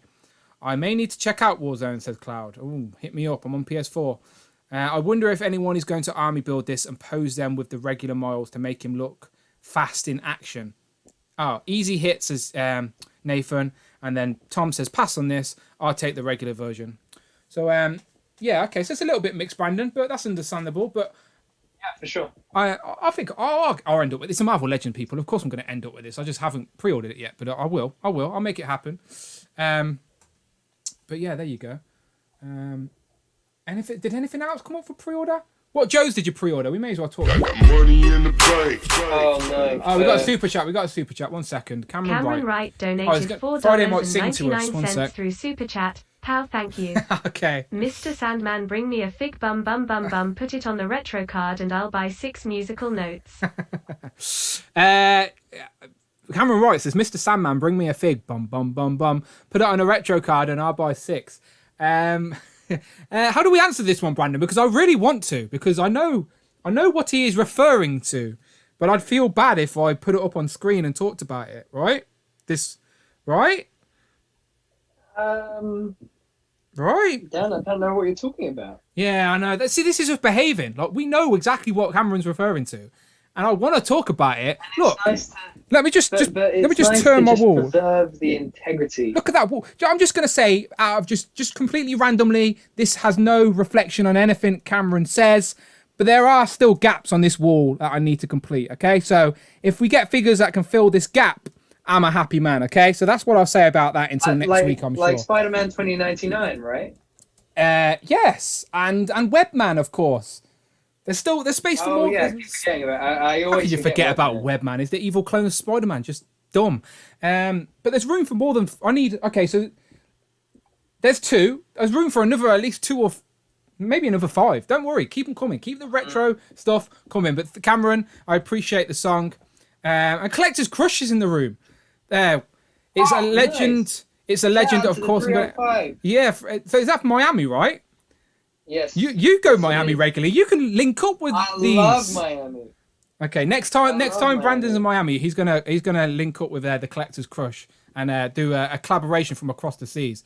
Their rise on YouTube has been crazy, by the way. Can I just say I'm super jealous. Super jealous. It took me 4 years to get to 10K. These guys did it in 4 days, it seems. Jealous, but in a happy way. Shout out to Bird Road Target and Dadeland Station Target. They were my go-tos. Love those targets. Great targets they are. No idea. Never been there. Oh no, seriously, they are the best. I tell you what, if we ever go to the East Coast on Articulated Adventures, we have to go to Miami and we have to do that.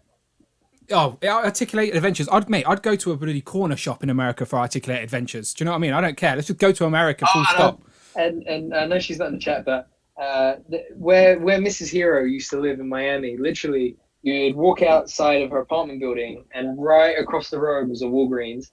And then just like 2 minutes down the road from that was another Walgreens on the other side of the road.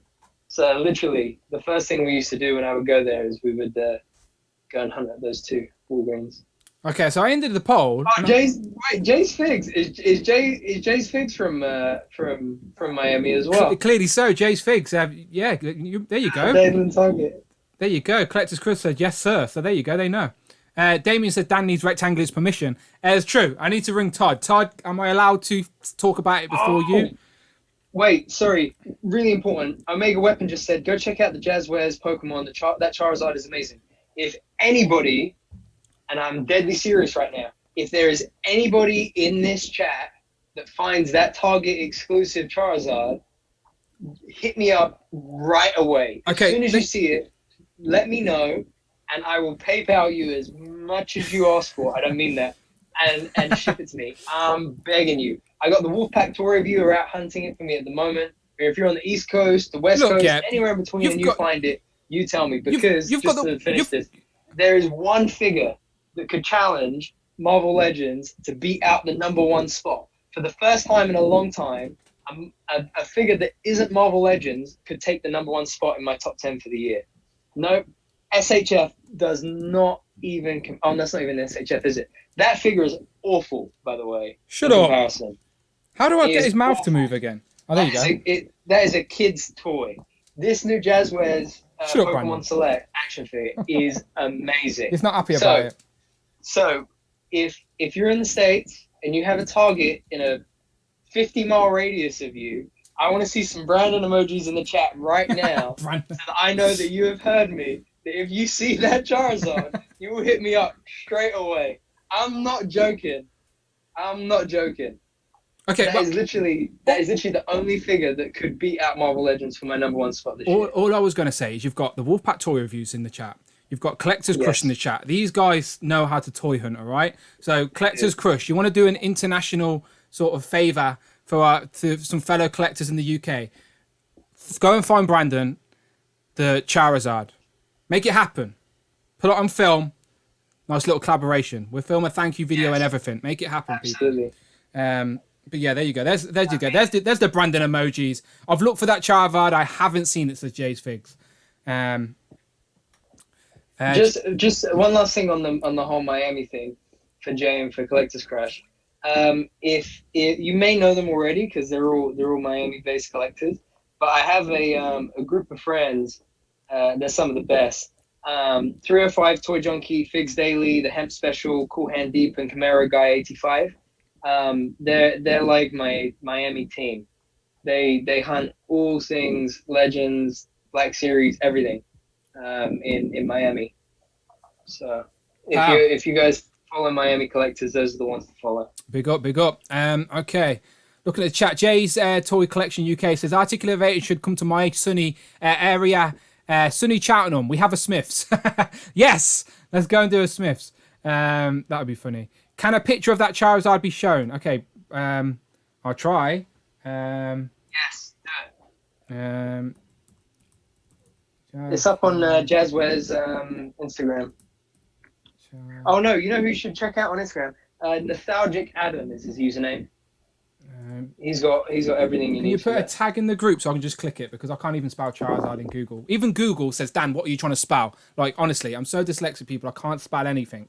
Collector's Crush says, we want one. We haven't found one. We're literally hunting right now. Okay, so make sure there's 2 on the shelf, Collector's Crush. Make sure there's 2 on the shelf. You'll make Brandon a very happy man.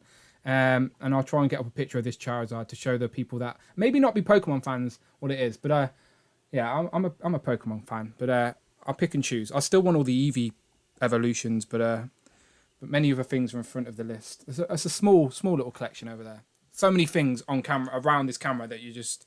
Some of them might know. Some might know. Did you tag me? Okay, someone's... Jay's Figs has just helped me spell it. Thanks, Jay Figs. I appreciate that. Jazzwares. Wait. Omega Weapon said just tagged you, Brandon. But wait, where did you tag me? What did you tag me in? Okay, I've just Googled and I've just got pictures of Pokemon cards. So yeah, someone needs to send me a link or something.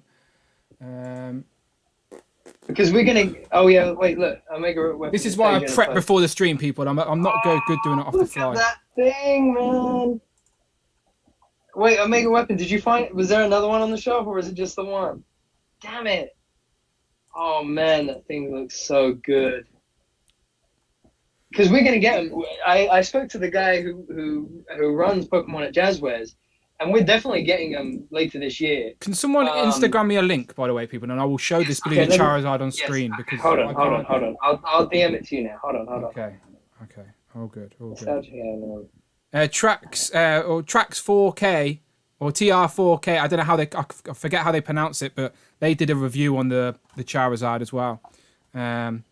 Articulated Adventures in Forbidden Planet London Megastore. I am down to be there. Yeah, we will do more this summer when the world opens back up. I'm not a big fan of mask life. I'm going to be honest with you all. I don't like this compromised existence we're being forced to abide by. So when the world opens back up, hopefully they've just pushed it back another 4 weeks in the UK, which is a pain in the ass. But hopefully soon, people, we can be out and about again. Make it happen. Make it happen. Just send it to you. Okay, beautiful. Thank you very much. All right, let's have a look. And I got some in package shots as well. Okay, I need to send it to a different window, and I might be able to zoom in.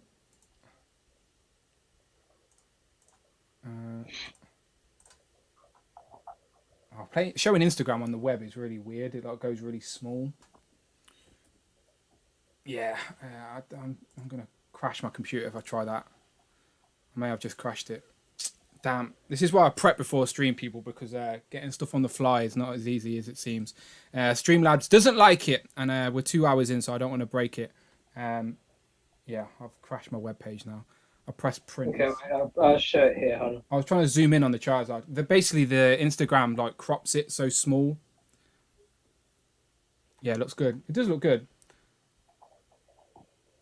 What other characters? So what other of the reveals on the back of that box? They did show off some of the other reveals. So we got Wave 1 is Charizard, Rayquaza, Articuno, Greninja. Wave 2 is Lucario, Tyranitar, Zapdos, and Blaziken. I think a lot of those aren't Region 1, so they're probably ones you may not know. Yeah. But they are fan favorites through and through. There is not a dud in that wave at all.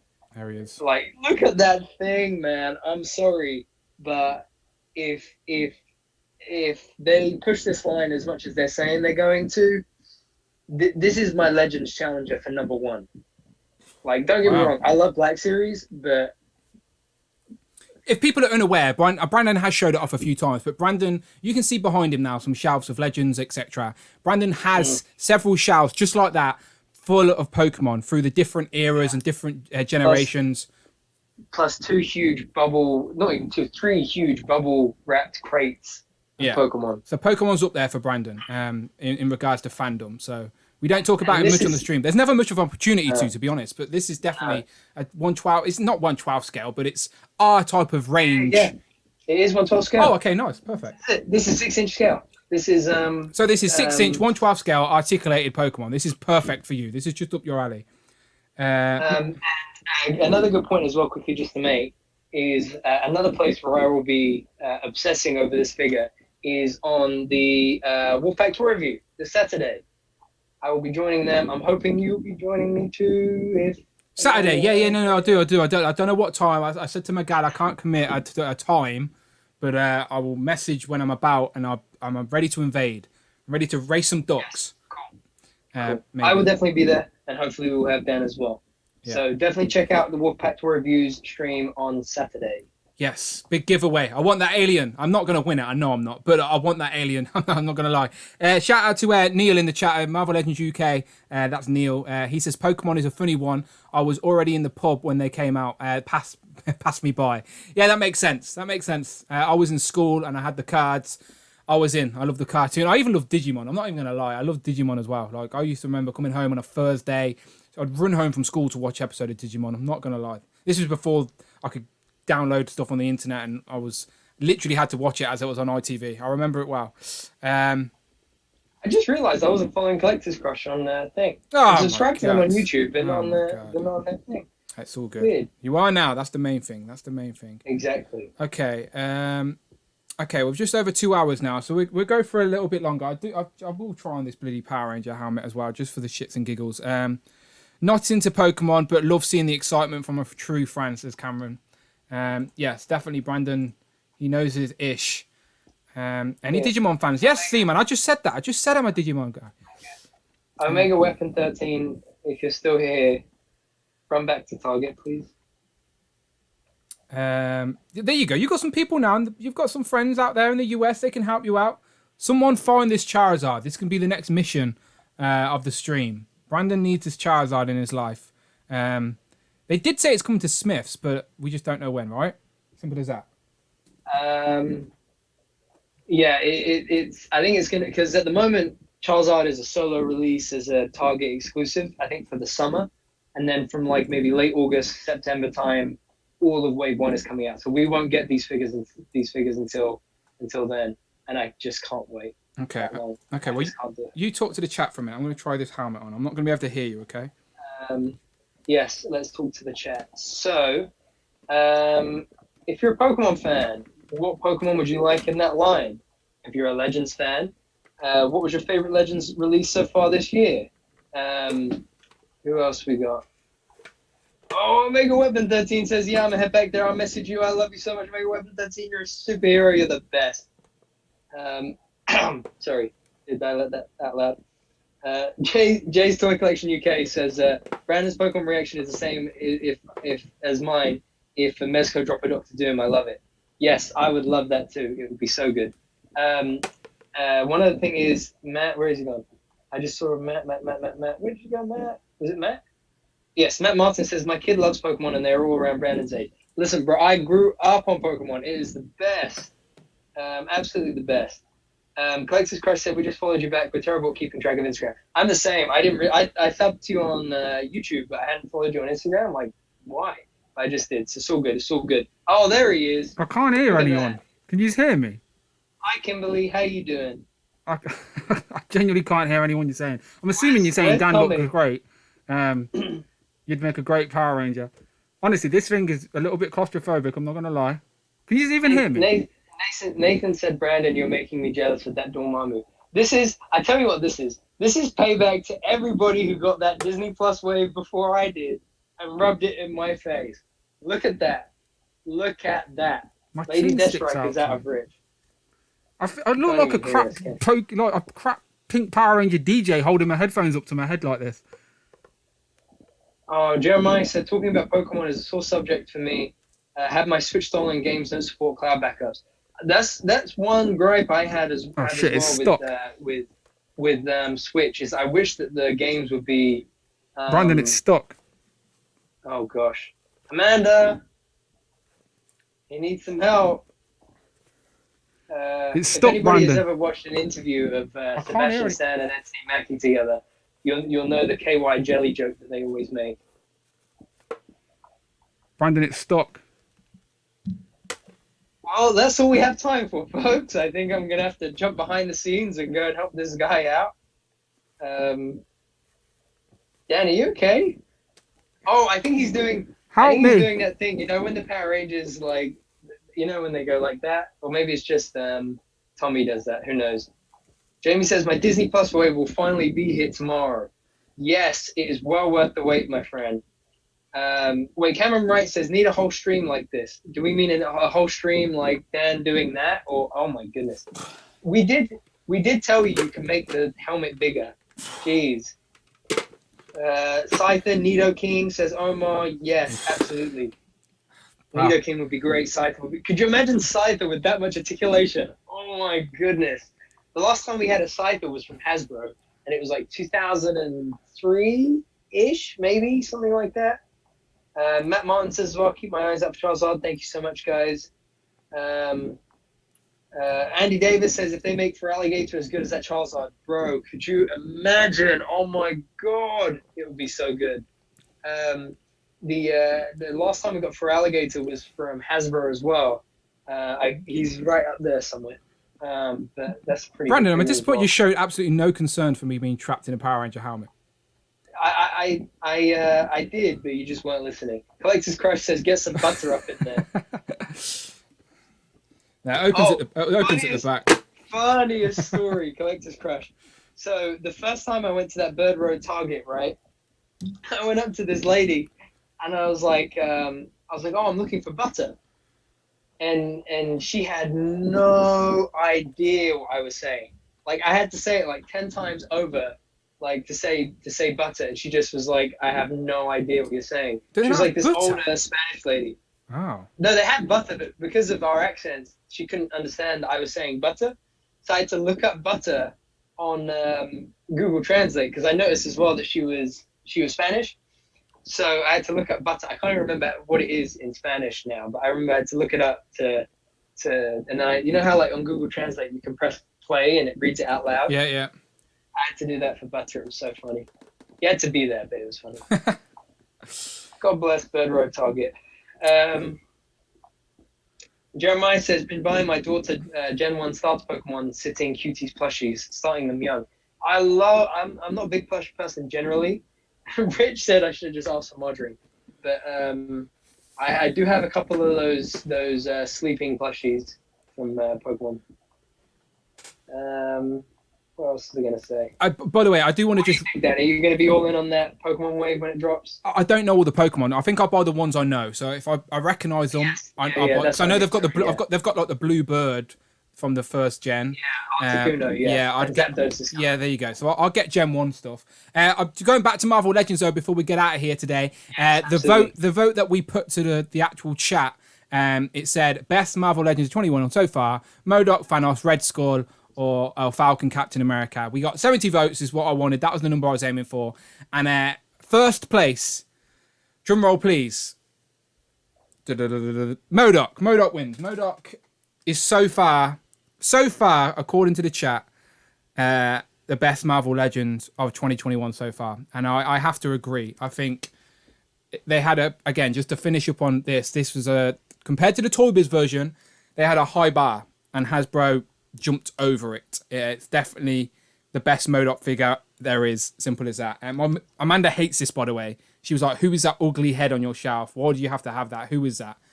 And I keep telling her it's Modoc, but she doesn't care. But yeah, best Marvel Legend. He wins the vote. In second place of the chat was Thanos. There he is. There's Thanos in my throne. Thanos. Beautiful figure. Great figure. Probably the best Marvel Legends Thanos comic version there is. I was trying to play it up for comedic value, and you were just complete. Yeah. I was trying to play it up for comedic value, and you were just completely ignoring me. So I was like trying to be as over exaggerated, like some old comedy sketch as I could be, and you were just blanking me completely. In third place, the legend that Brandon's been showing off all stream, Red Skull, who I'm yet to have, so I cannot comment, but it is an accurate comic rendition of Red Skull that I would like to have, and hopefully I have it soon. And then in fourth place, probably because I spelt it wrong, it is, of course, Falcon, Captain America, but people didn't know what I was talking about. But yeah, Falcon, Captain America. I don't think a lot of people have that or Red Skull yet. I think when people get them in hand, they may change their mind. But again, I've got that Falcon cap in a box over here. Where is he? There he is. I've just got to open him up, but I'm looking forward to that one. I haven't got the Bring on the Bad Guys wave yet. But yeah, there you go. So there's that. So let's wrap it up for today. As I said, thank you everybody for coming in to join us for this evening. Thank you very much once again to our guest, SHARTIMUS PRIME. It was a genuine pleasure to have him on the channel. 600,000 subscribers, by the way, people. 600,000. He could fill Wembley 15 times over.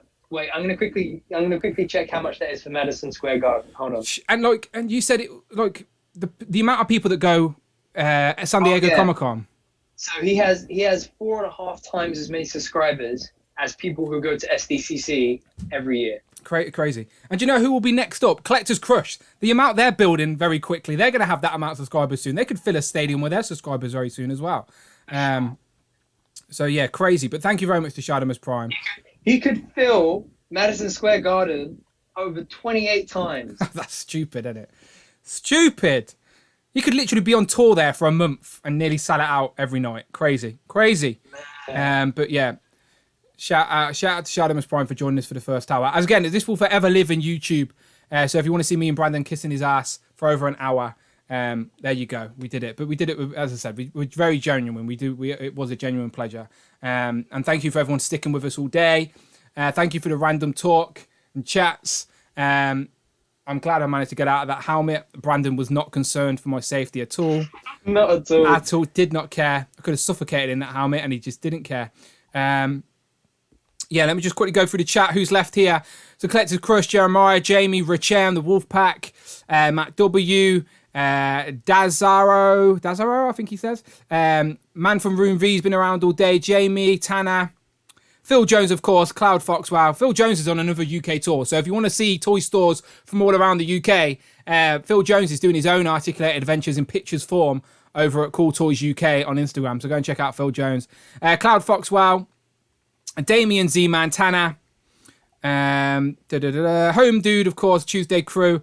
Toying Around has just jumped in and said hello there, as he usually does. And we're hello there. Hold on. And I was about to say goodbye there, but Brandon's... He says, sorry, I just got off work. It's not a problem, Kevin. We appreciate you. Hello there. Yeah, look, there you go. I was painting this guy up. I was customizing this last night. Look at that. Look at my guy. Good day, chaps. Tanner says, Tanner Brush is still around. Damien says, Zach, Jack, Dan, possible guest for the future, Dan. Yeah, not a problem. Tell him to hit me up. UK, I always feel a bit reluctant to ask the US guys because of the awkward time difference.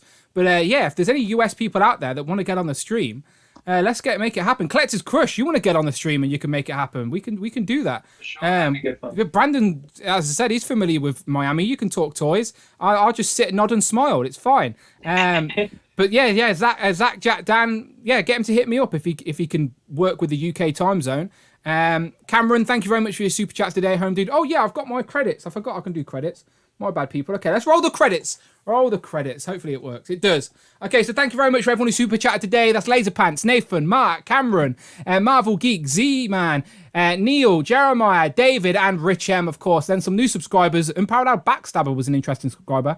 And then Andy Davis boosted up his channel membership to the Members Club. Now Andy Davis just needs to join us on a Legends and Liquor, and he is in the squad. And we can make that t-shirt happen. If I've got the t-shirt image up, I'll quickly show it, but I don't want to crash the stream. Okay, there you go. There's the t-shirt image. Thursday Crew, it's going to happen, people. The merch store is coming very, very soon. There's going to be new designs of Brandon, maybe. New Dan Who designs. Tuesday Crew, like, things are going to happen, people. Merch is coming. And if you're a channel member, if you're a part of the channel member club, get on the Discord. Links in the description. Big Will has put all these graphics together. Basically, that is Rich M, me, Brandon, Phil Jones, Tanner, Cloud, Z-Man, Miguel, Sonny, Nathan, Jamie. Like, that's you guys on a t-shirt. Come on. Hit that join button, people. Be part of the community that we're building over here. Brandon, it's been fun today. Any last words? Where can the people find you online? As always, guys, hero.collections on Instagram. Just posted that Loki photo, so if you want to go check that out, I'd be so grateful. Don't forget about Charizard, and yeah, man, always a pleasure. Graffiti Toys still here. He says yo. Shameless plug. Mate, it's fine. It's on. Look, underneath his face is his Instagram. It's been there the whole day. Go and support Brandon's ACBA. I wish I had the skill and time to do ACBA, but Brandon does it for me, so it's all good. And he did some Hellfire Hankin, Wolverhankin stuff. Yes, go and check that out. Go and check those out. I was holding on to those for a while for the right time. Big shout out to Mr. Johns for making us look great. Me and Dan as Hellfire guards. Oh yeah, that was beautiful, Mr. Johns. Thank you very much. That was so gorgeous. I would be a great bad guy, by the way. I would be a great villain. His animation, the way he makes that artwork look is just absolutely unreal. Look, British villains are a centerpiece of cinema. Full stop. So if there's going to be some sort of toying around butter cinematic universe, then I will be the heel. Not a problem. Yes, I can be absolutely. the bad guy. Who else is left? Rush says, I want to be on that t-shirt. Then join the Discord and make friends with Big Will. Big Will did all those graphics.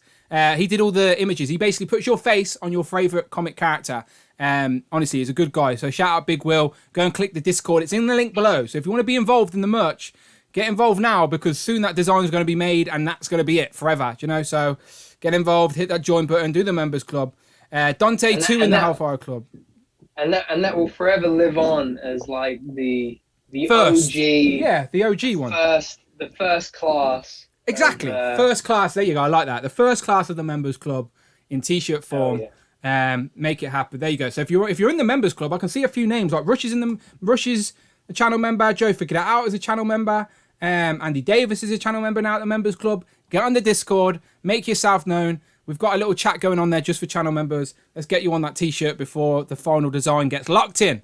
Mini Plastic Multiverse. Tom, you definitely need to be on that t-shirt. He's coming up with some crazy stuff for me behind the scenes as well. I can't wait to show that off. So yeah, good things are coming. Shout out Big Will. Mark Tac, you definitely need to be on it as well. This t-shirt, we may have to be a triple XL. We may all need to put on a lot of weight to get everyone on the t-shirt, but it's fine. We can make it happen. Kevin said that Dante's in the Hellfire Club too. That is absolutely fine. Me and Dante and Brandon will make a great evil squad. Not a problem. Absolutely. We will do some very mischievous, conniving, evil things. Trust me. As I said, you can hear the accent. It's synonymous with villains. It's fine. Right, okay, we're going to go. Brandon, follow him. Hero.collections. You can follow me. Instagram, it's Dan Who. Twitter, I am trying to tweet a little bit more now. Dan Who Reviews. Hopefully, the leaked Marvel stuff we can talk about next week. Not too sure what the theme is next week. We'll figure it out and I'll post about it, I'm sure. But still, it's always fun to have everyone sticking around. Thank you for Shartimus Prime. Thank you, Brandon. Thank you to everyone who's still in the chat. As always, people, my name's Dan W. And we shall see you on the next one.